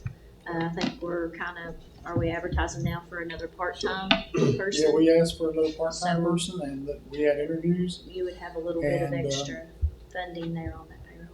We lost that part. We didn't want to pick. We lost it because of the money. Place he was at before. Up the ante. On who now? This is a part-time. We was looking to, Eddie's gone, so we moved Wade up, and then we need another part-time guy in there. Yeah.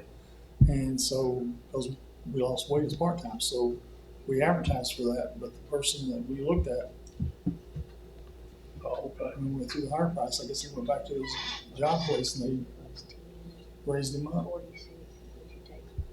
Dang. Wade has been dedicated to stay there that long for $10. Yes. Yeah. Dude, he was covered up handling everything up first there. Yes. I I think he He's deserves to. I got back to 460, and by the time I got dumped, they was lined up at 460 again. Yeah. He's Found a doing, building shed. he's doing a good job. Randall's supposed to be, Oh, I heard he was all excited. yeah. Yes. Yeah. But there is, if the court decides to do a part-time hire with the 2 full-times, there will be money in the payroll to increase Wade's hourly rate. He needs to. Yeah. Yeah. We want to increase it now, or you just want to go ahead and carry him over now and increase it after July? Let's say now. All right, good. So if you had,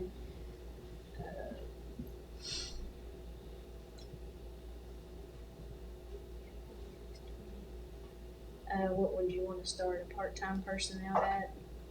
Did you say 12? Start a part-time person out at 12? That's what the pay scale was looking at, so.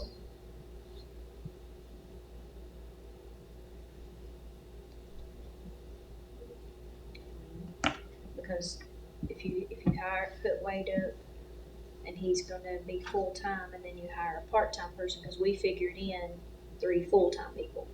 So you do have extra funding there.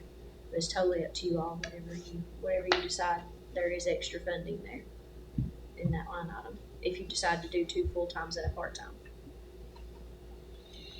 That'll be able to increase his hourly wages based on that savings.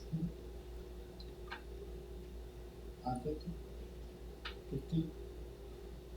I mean, if he's operating equipment, it's just not good. Give him what Eddie was making. I'm good with it.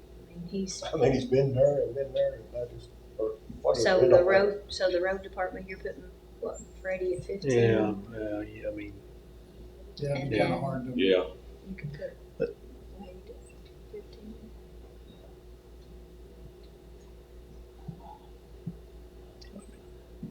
what about 14? I started saying 14 while ago, and be getting raises.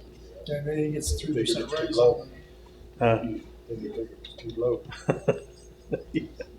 If you do him at 14 now, and then you take him at his 3% raise that he'll get July 1st, he would make him 14.42 starting July 1st. Well, I mean, I don't know that he, if we're gonna raise him that high, I don't know that we need to do 3%. Well, you want it to go in effect on July 1st then? Yes. Okay. Yeah. So we're raising the $14 effective July 1st. And that would be his pay rate, his approved pay That rate. would be his approved pay rate, yeah. You get- And just like we're doing, doing Freddie's at 15, he won't get the So 3% either. the personnel action with Freddie Long, you're gonna do Freddie at what now? 15. 15, starting but July, effective July 1st. But that will He doesn't be, get the 3%, that's just the, so he'll be at a flat 15 Yeah. for fiscal year 26. And then Wade, you're gonna do, what'd y'all decide? 14. And that'll be his effective. July 1st. Next month, I'm going to do all of the, with the raise, all the pay rates with the raise, and I'll bring every single person to you all. And that way you can see all of the pay rates, what it'll be starting for fiscal year 26. I'll bring those to you. I'll probably email them to you tomorrow after the meeting is over tonight, and go ahead and get you those, and then we'll present them at the next meeting for approval. So you getting all that, Vicki, on there? Okay. Was there anyone else? Tomorrow. Okay, was there anyone else on there? Yeah, Oh, yeah. Okay, yes. Shannon. Yeah.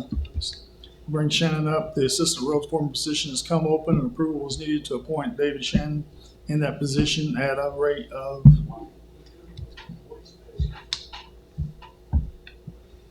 and what's he getting now?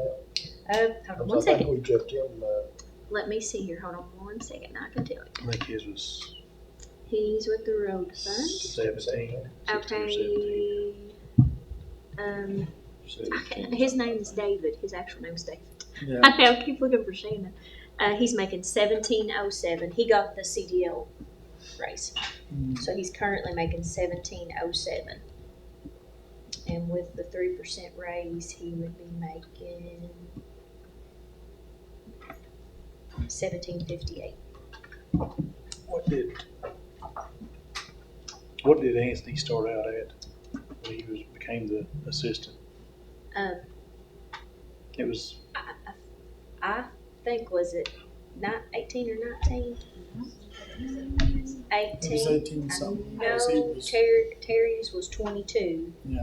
And then His was 19. I think it was It was close to- 19. it I was- think it it was was close to 19, and Jarvie was, or Matthew Smith was 18. Maybe it was 18. Yeah, it's Yeah, 18, Jarvie 19, was 22. 18, 19, and 22. Yeah, 18, 19, 22. Don't hold me to that, but I'm pretty sure that's what Yeah, it I was. think you're right. Yeah, 18, 19, because Jarvie's making 1928 right now, so it was probably 18, 19, and 22. Are we going to incorporate the pay scale for operators? So Shannon's the only grader operator besides Vernon. Exactly. We need to take that into account too. So And I'll give him this. He actually called me today.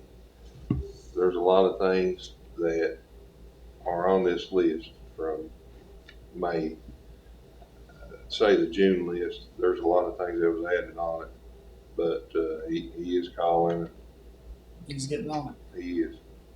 There's some things that they got on real fast that needed done. Trees hitting cars. Yep. So He settled a couple of hot issues. Our your neck of the woods over there, up in that area. Oh, yeah. You know what I'm talking. Yeah. He calmed that situation down real good.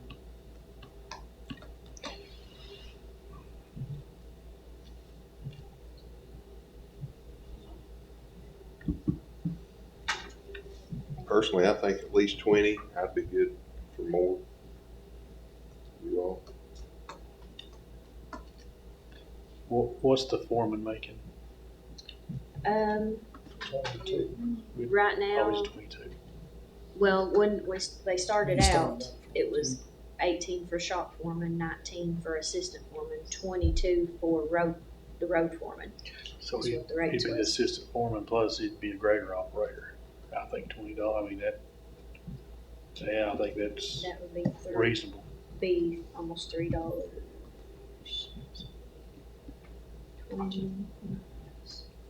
July 1st. Be $2.93. So it'd be 20. Y'all want to do 20 then? So take the grader out. That's $1,000. I shouldn't say nothing. I didn't even hear what you said. That grader don't do no good running out down the road on the blacktop. Nope. That needs to be set in a different place. They can park it instead of running back and forth. And just because they didn't go and do the one road, then they gotta go all the way back. That's a waste. Little Too common- much, little too common much sense. trimming, yeah. Yes, Yeah. little common sense would probably Yeah. go a long way. The $1 raise is to take common sense. And me and Shannon's talked about that, and I think you see a lot of that. You know, each of these districts have, there's fire departments, they can park. Yes. There's always. There's a place where, you got residents. You that might have a few miles to the same place, but Yeah. that's still better than It's all. better all the way back here. Yeah. That's unlimited, just a bouncing, so just Backhoe. backhoe same way. The All of mowers. it. All of it. But they know we'll buy new. Okay, can we get a motion on all this? And What y'all set that at? On 20? 20. And that will be his effective July 1st rate. That will Yes. be, so these three employees, this will be their new rate. So the Freddie's is 15, Wade's is 14, Wade's is 14, Shannon's is 20, 20, and also assistant foreman title, correct? and he gets assistant foreman title. Is that what y'all decided? Yeah, so- Where were we at? Personnel action. Was there anybody in town? Now, we got all three of them in the foreman, assistant foreman's position, title to him as well. So, to entertain a motion for the approval increase road department employee Donald Freddie Long's hourly rate to 15, Wade Wade's, Phillips to $14 an hour, and full-time. and full-time. And Shannon Bowman to 20, $20 and promoted to assistant roads foreman. and this will all be effective July 1st. First. I'll make that motion. All right. A second. All right, motion on the floor, it's been properly seconded. All in favor? Opposed? All right, moving along, fire department insurance. We normally pay the fire departments their insurance. We normally pay it, but it comes through cold severance, but the Mhm. fire departments are having some trouble getting, the funds in order to pay their annual insurance invoices.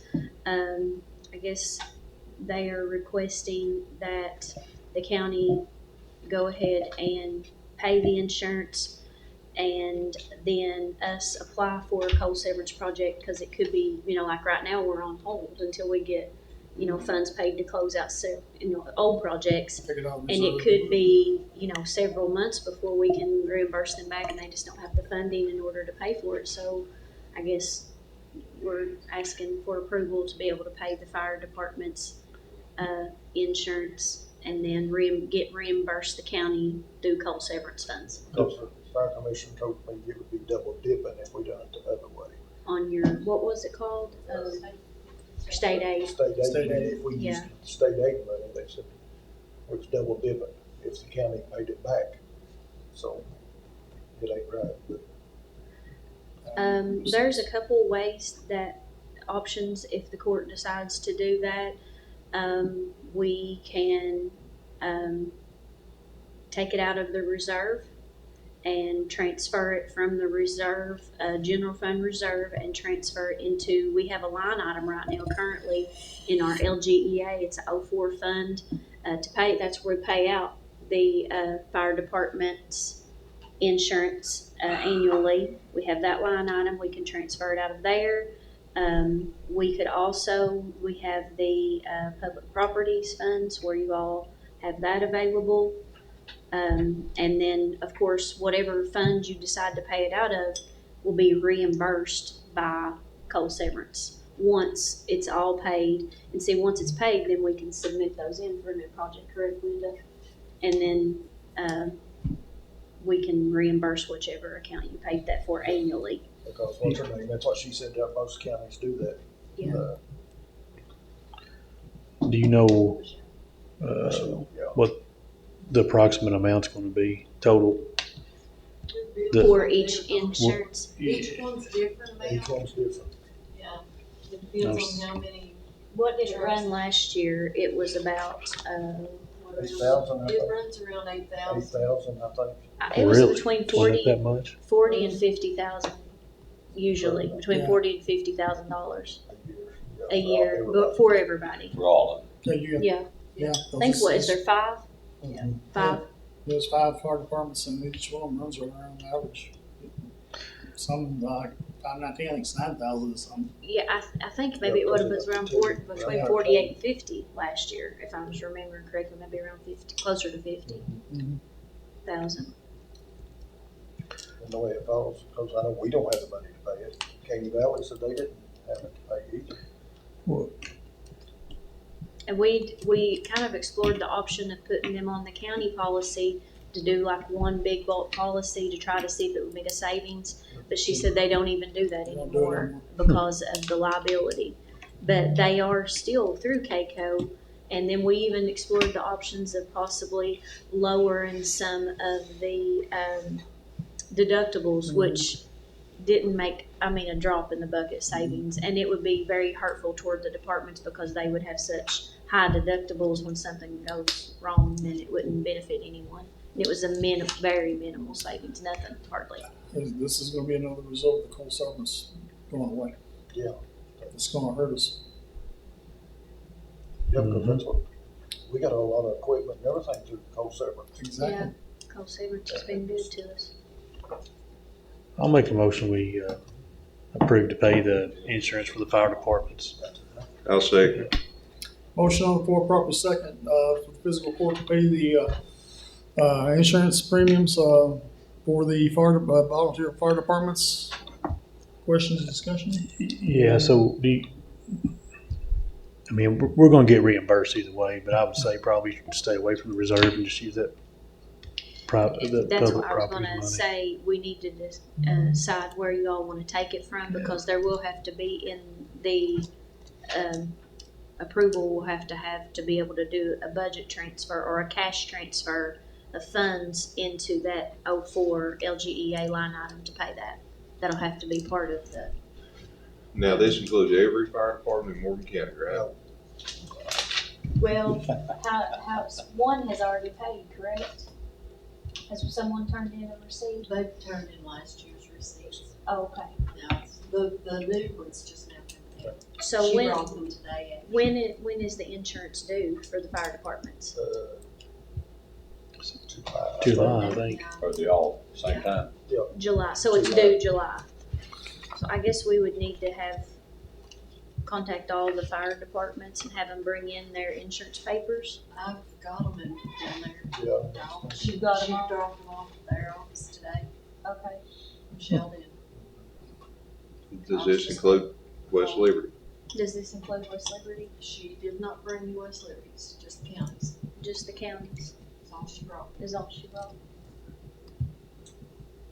And we only pay a portion of West Liberties. We equaled, last year we equaled out West Liberty with what we paid on other fire departments. I think we paid 7,000 something on West Liberties last year. So you done an average, and then whatever the average was, then that's what you reimburse the city. Okay.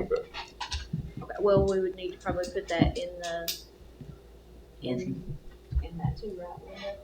Because we agree with I that. mean, we've always paid the cities. Yeah, Or paid a portion of it. a portion of it. Yeah. Does the city not pay theirs? They do, but they have a really high insurance bill, and we just pay a portion. We, like I said, we averaged out all of our 5, and then divided it and just gave them, it was a little over $7,000. Do they have a mutual aid agreement with the county? Do they have it? If they run out in the county, is it free? Like the volunteers? They know, no don't you? charges, haven't they? Now they're starting, that's what, according to John and Chris, said that they was charging for every run they make.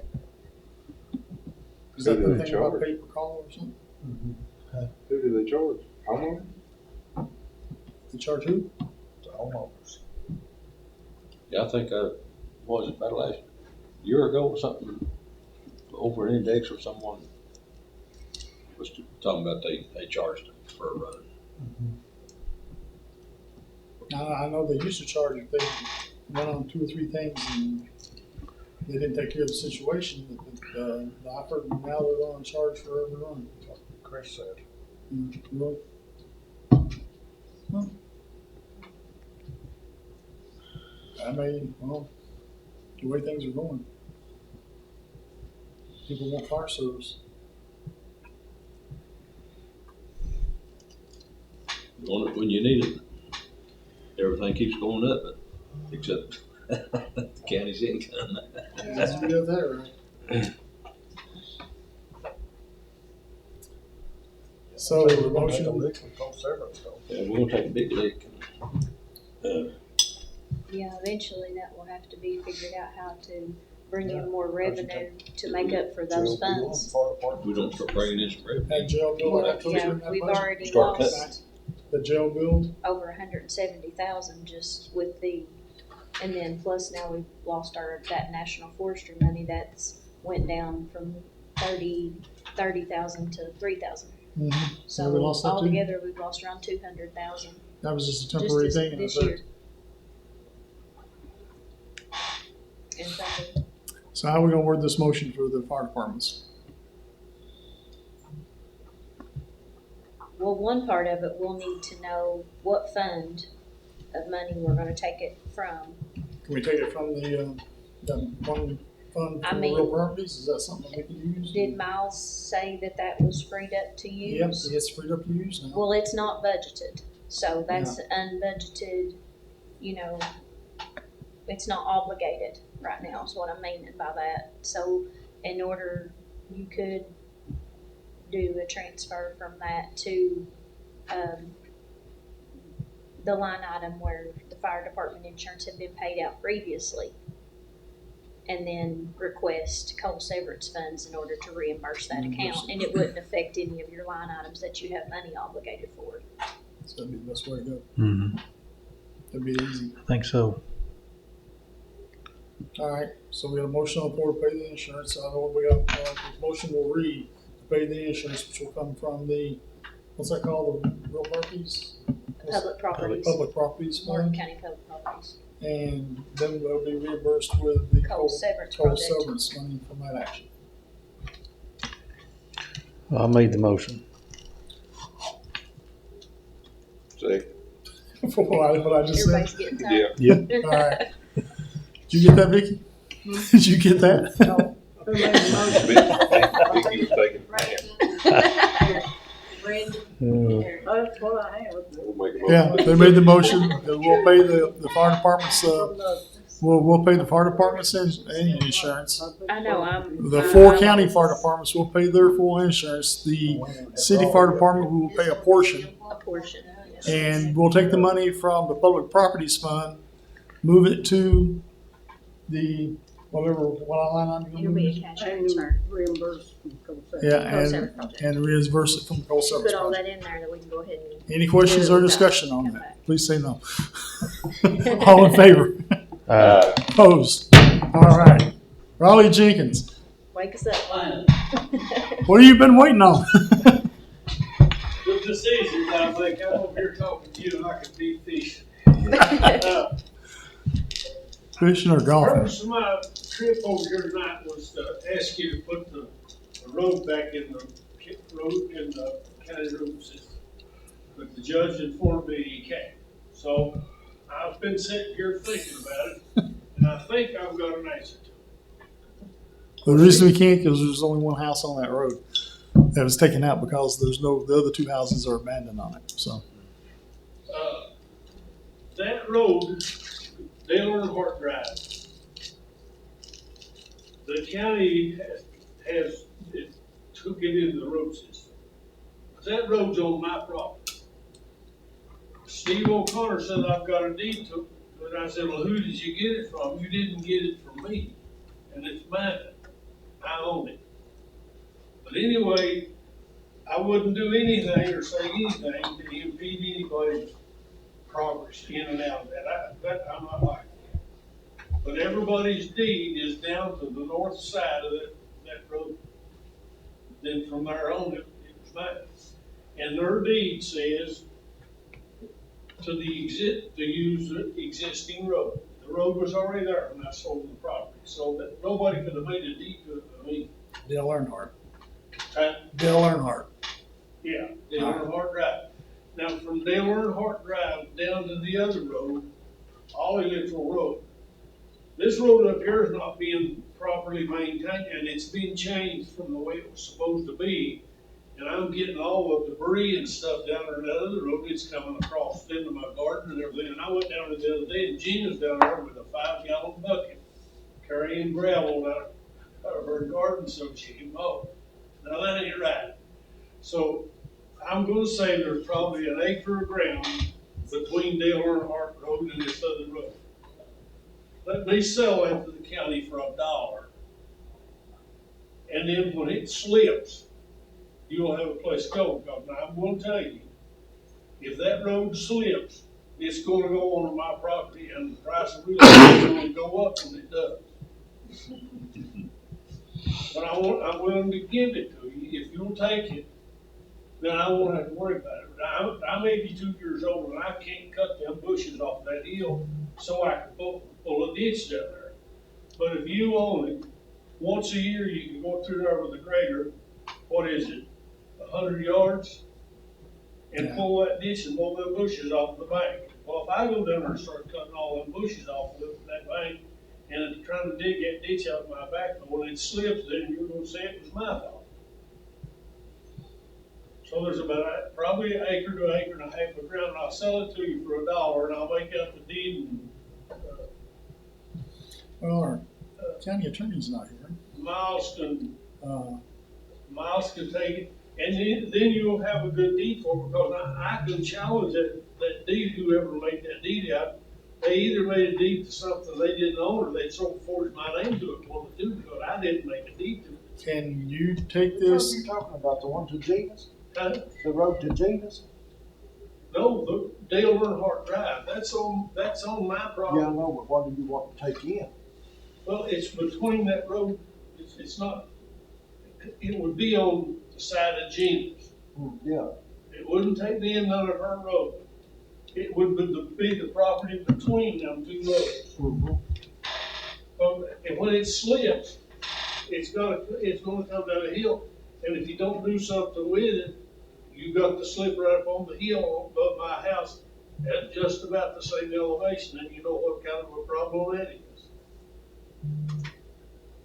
Can you get with Miles and get all this together and come back to court next month with this proposition? Because I don't think we can make a decision right now without the deed work and you know, some sort of understanding of that way the roads department can go up there and look at it. Eric, that's your district. If you want to go take a look at it. Yep. And that way we can come back and address this properly, because I think making this decision off the top of our heads right now is not a good idea. Well, yeah, I'll get with Miles. Yeah. And I understand what you're saying, and I agree with you. It is going to be a problem, but we have to go through the process of doing this. Well, I realize that. That's why you're bringing it up. No, I understand. I want you to understand, I'm not trying to impede anybody's progress or anything else into their property. Now, when that road down there was taken out of the county road system, it's back on my property. So I could, if I wanted to, I could keep that guy from going to his property up there. Well, it's been used for years, but it's come out of the county road system. And we looked, it was taken out, and I suspect it was because of the two houses that they moved out or something. Well, didn't they blacktop down so far on I there? think it was right past Gina's place just a little bit. Yeah. Well, see, when And that's where our county maintenance ends out right there too, or where it did end at. I was working in Bradford County or Pike County or somewhere, when they blacktopped that, they told me they was going to blacktop that down. They said they had the money to blacktop an eighth of a mile off all the little road. That's what I call it. I don't know what the name of the road is. But when I come home, I went to the other way. It went to the guy back to the guy's door. He'd get out of his car and step on the porch. I'll give his feet, buddy. But that's how much I care. I didn't go right then and grab a lawyer and start raising cane. I could care less. I want you to have. I lived up Draper's Branch where Randy Castle lived, and I waded the creek half of the time because the road went to the creek. And that one down on our drive, where it goes in there, that road went down there, down the bank, into the creek, and followed up through the creek, and then up the back into the creek, up all the way up through there. And they come up there and asked me, could they buy some property to go around that hill? And I told them they didn't have enough money to buy it, but I'll give it to you. So they built a road around it. I could care less. I want to help you if I can, but I'd like to be helped once in a while. Something would benefit me, because I don't want to go down to my backhoe and start digging on that bank and digging up that ditch. And really cause it to slip quicker, because I assure you it's going to slip, because I've been here too long. All right. But I'll wait. I hear you. I understand you and agree with you. Let's go. Let's start the process, and let's start it with the county attorney. Let's start getting all the stuff together and go from there. And we'll get the roads foreman to go out. Eric, when he's got time, he'll go out. I'll go up and look at it myself too. I'll try to get up there tomorrow and look at it. Went up there the other day. Look. You already been up? Yeah, I went up there and turned around Daryl's driveway. Yeah. Well, see, Daryl's driveway is going to be a lot of the front. Daryl's driveway is going to cause a slip. Yeah, the water was off the hill. I'm telling you, when you turn water down the hill with no channel lines and stuff in it, you've got problems coming. And it's already started. But anyway, I'll get with him. Yeah. Try to get me up over. You know, I should have been in bed an hour ago. Why didn't you bring this up while he was here? Hey, you old Why Navy didn't you bring guys. that up while he was here? Well, I couldn't. I'm looking at the agenda. I ain't cutting around. Hey, you old Navy salts stay up late anyway. I said old Navy salts stay up anyway. Oh, yeah, no. I have to drink coffee this place at 6 o'clock noon. Everywhere where you're at. I'll call Miles and tell him that he might even want to go look at it too. But anyway, I would like to have some help with it, because I can't maintain that ditch with a farm tractor and blade. See ya. You leaving? Good night. Yeah, I need to go home. You gonna leave these guys sitting here? That's the longest I've sit in the last 10 years. Number 25, and then it's. Yeah, and please put me a little higher next Oh, God. Thanks, Raleigh. All right. Moving on, Jones Cemetery Road, what's that? It's the one. Oh, she's gonna come next month, so that's gone. Tabled. Okay. Paul Jones Road Bridge, Yeah, that bridge is, it's up on 706 across from the Crockett Church House. The county built that bridge over through there, and now it needs some work on it, but it says that it's not in the county system. Same way like Dad's. Yes. One of them. Yeah. that's not that one we took out. How long has it been out? Oh, a long time. No, we took one out last year at the state's request, but it was only one house there. Yeah, this is, they got two houses across there, and, All right. probably put some of them concrete barriers under it because it's just a dropping, the edge of the road is a dropping down, and all it needs is some rock put back under it or something. Okay. But it needs to be put back in the system because the county built it. I don't know how a lot of stuff, it's amazing how much stuff's been taken out. All right, can I get a motion on that? I make a motion that we, take the Paul Jones Road Bridge back into the county road system and maintain it. You have a. I'll Go ahead. Any second? Yeah. Do you have a question? Yeah, I mean, it just, what's the mileage on it? I mean, How long?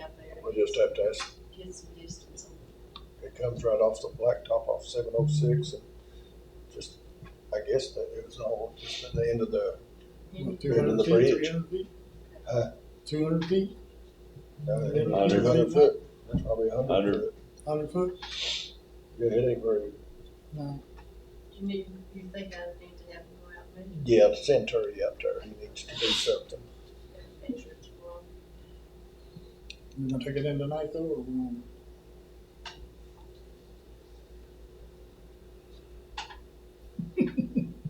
what is it? We need to get Well- the measuring. You gotta do Get the the exact measurements. measurements. Yeah. Yeah, the measurements. We can for it. measure it, I'll measure it for something the first thing in the morning. All right.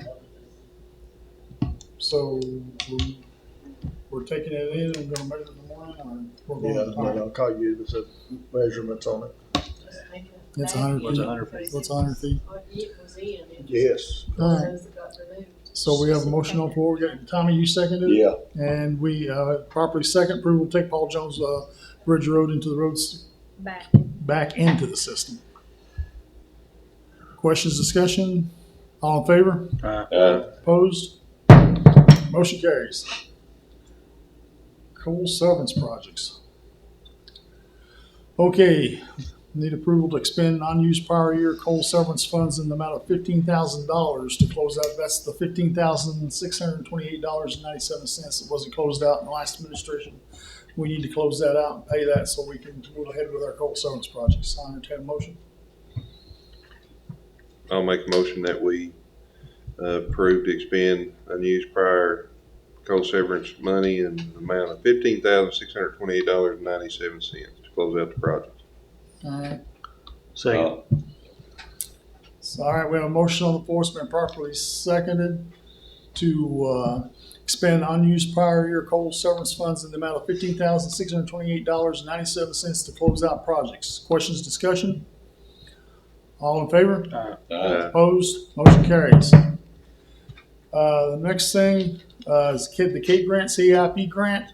This is mostly just for informational purposes. If you open up the attachment over there, I really wish we had our TV screen so the public could see this too. This is what happens with that grant money. It comes through the UK, through the grant extent. If you're going to do any farming out there on that monastery, you might want to look at this. But we get a grant and farmers put in for it.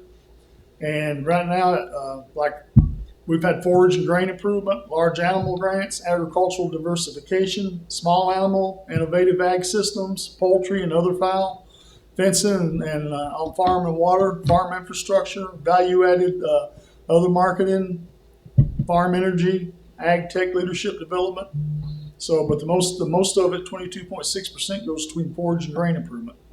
Large animals is like 18.6%, and then everything else drops down to 6%. And well, fencing and water, that's about 19%, and farm infrastructure 16%.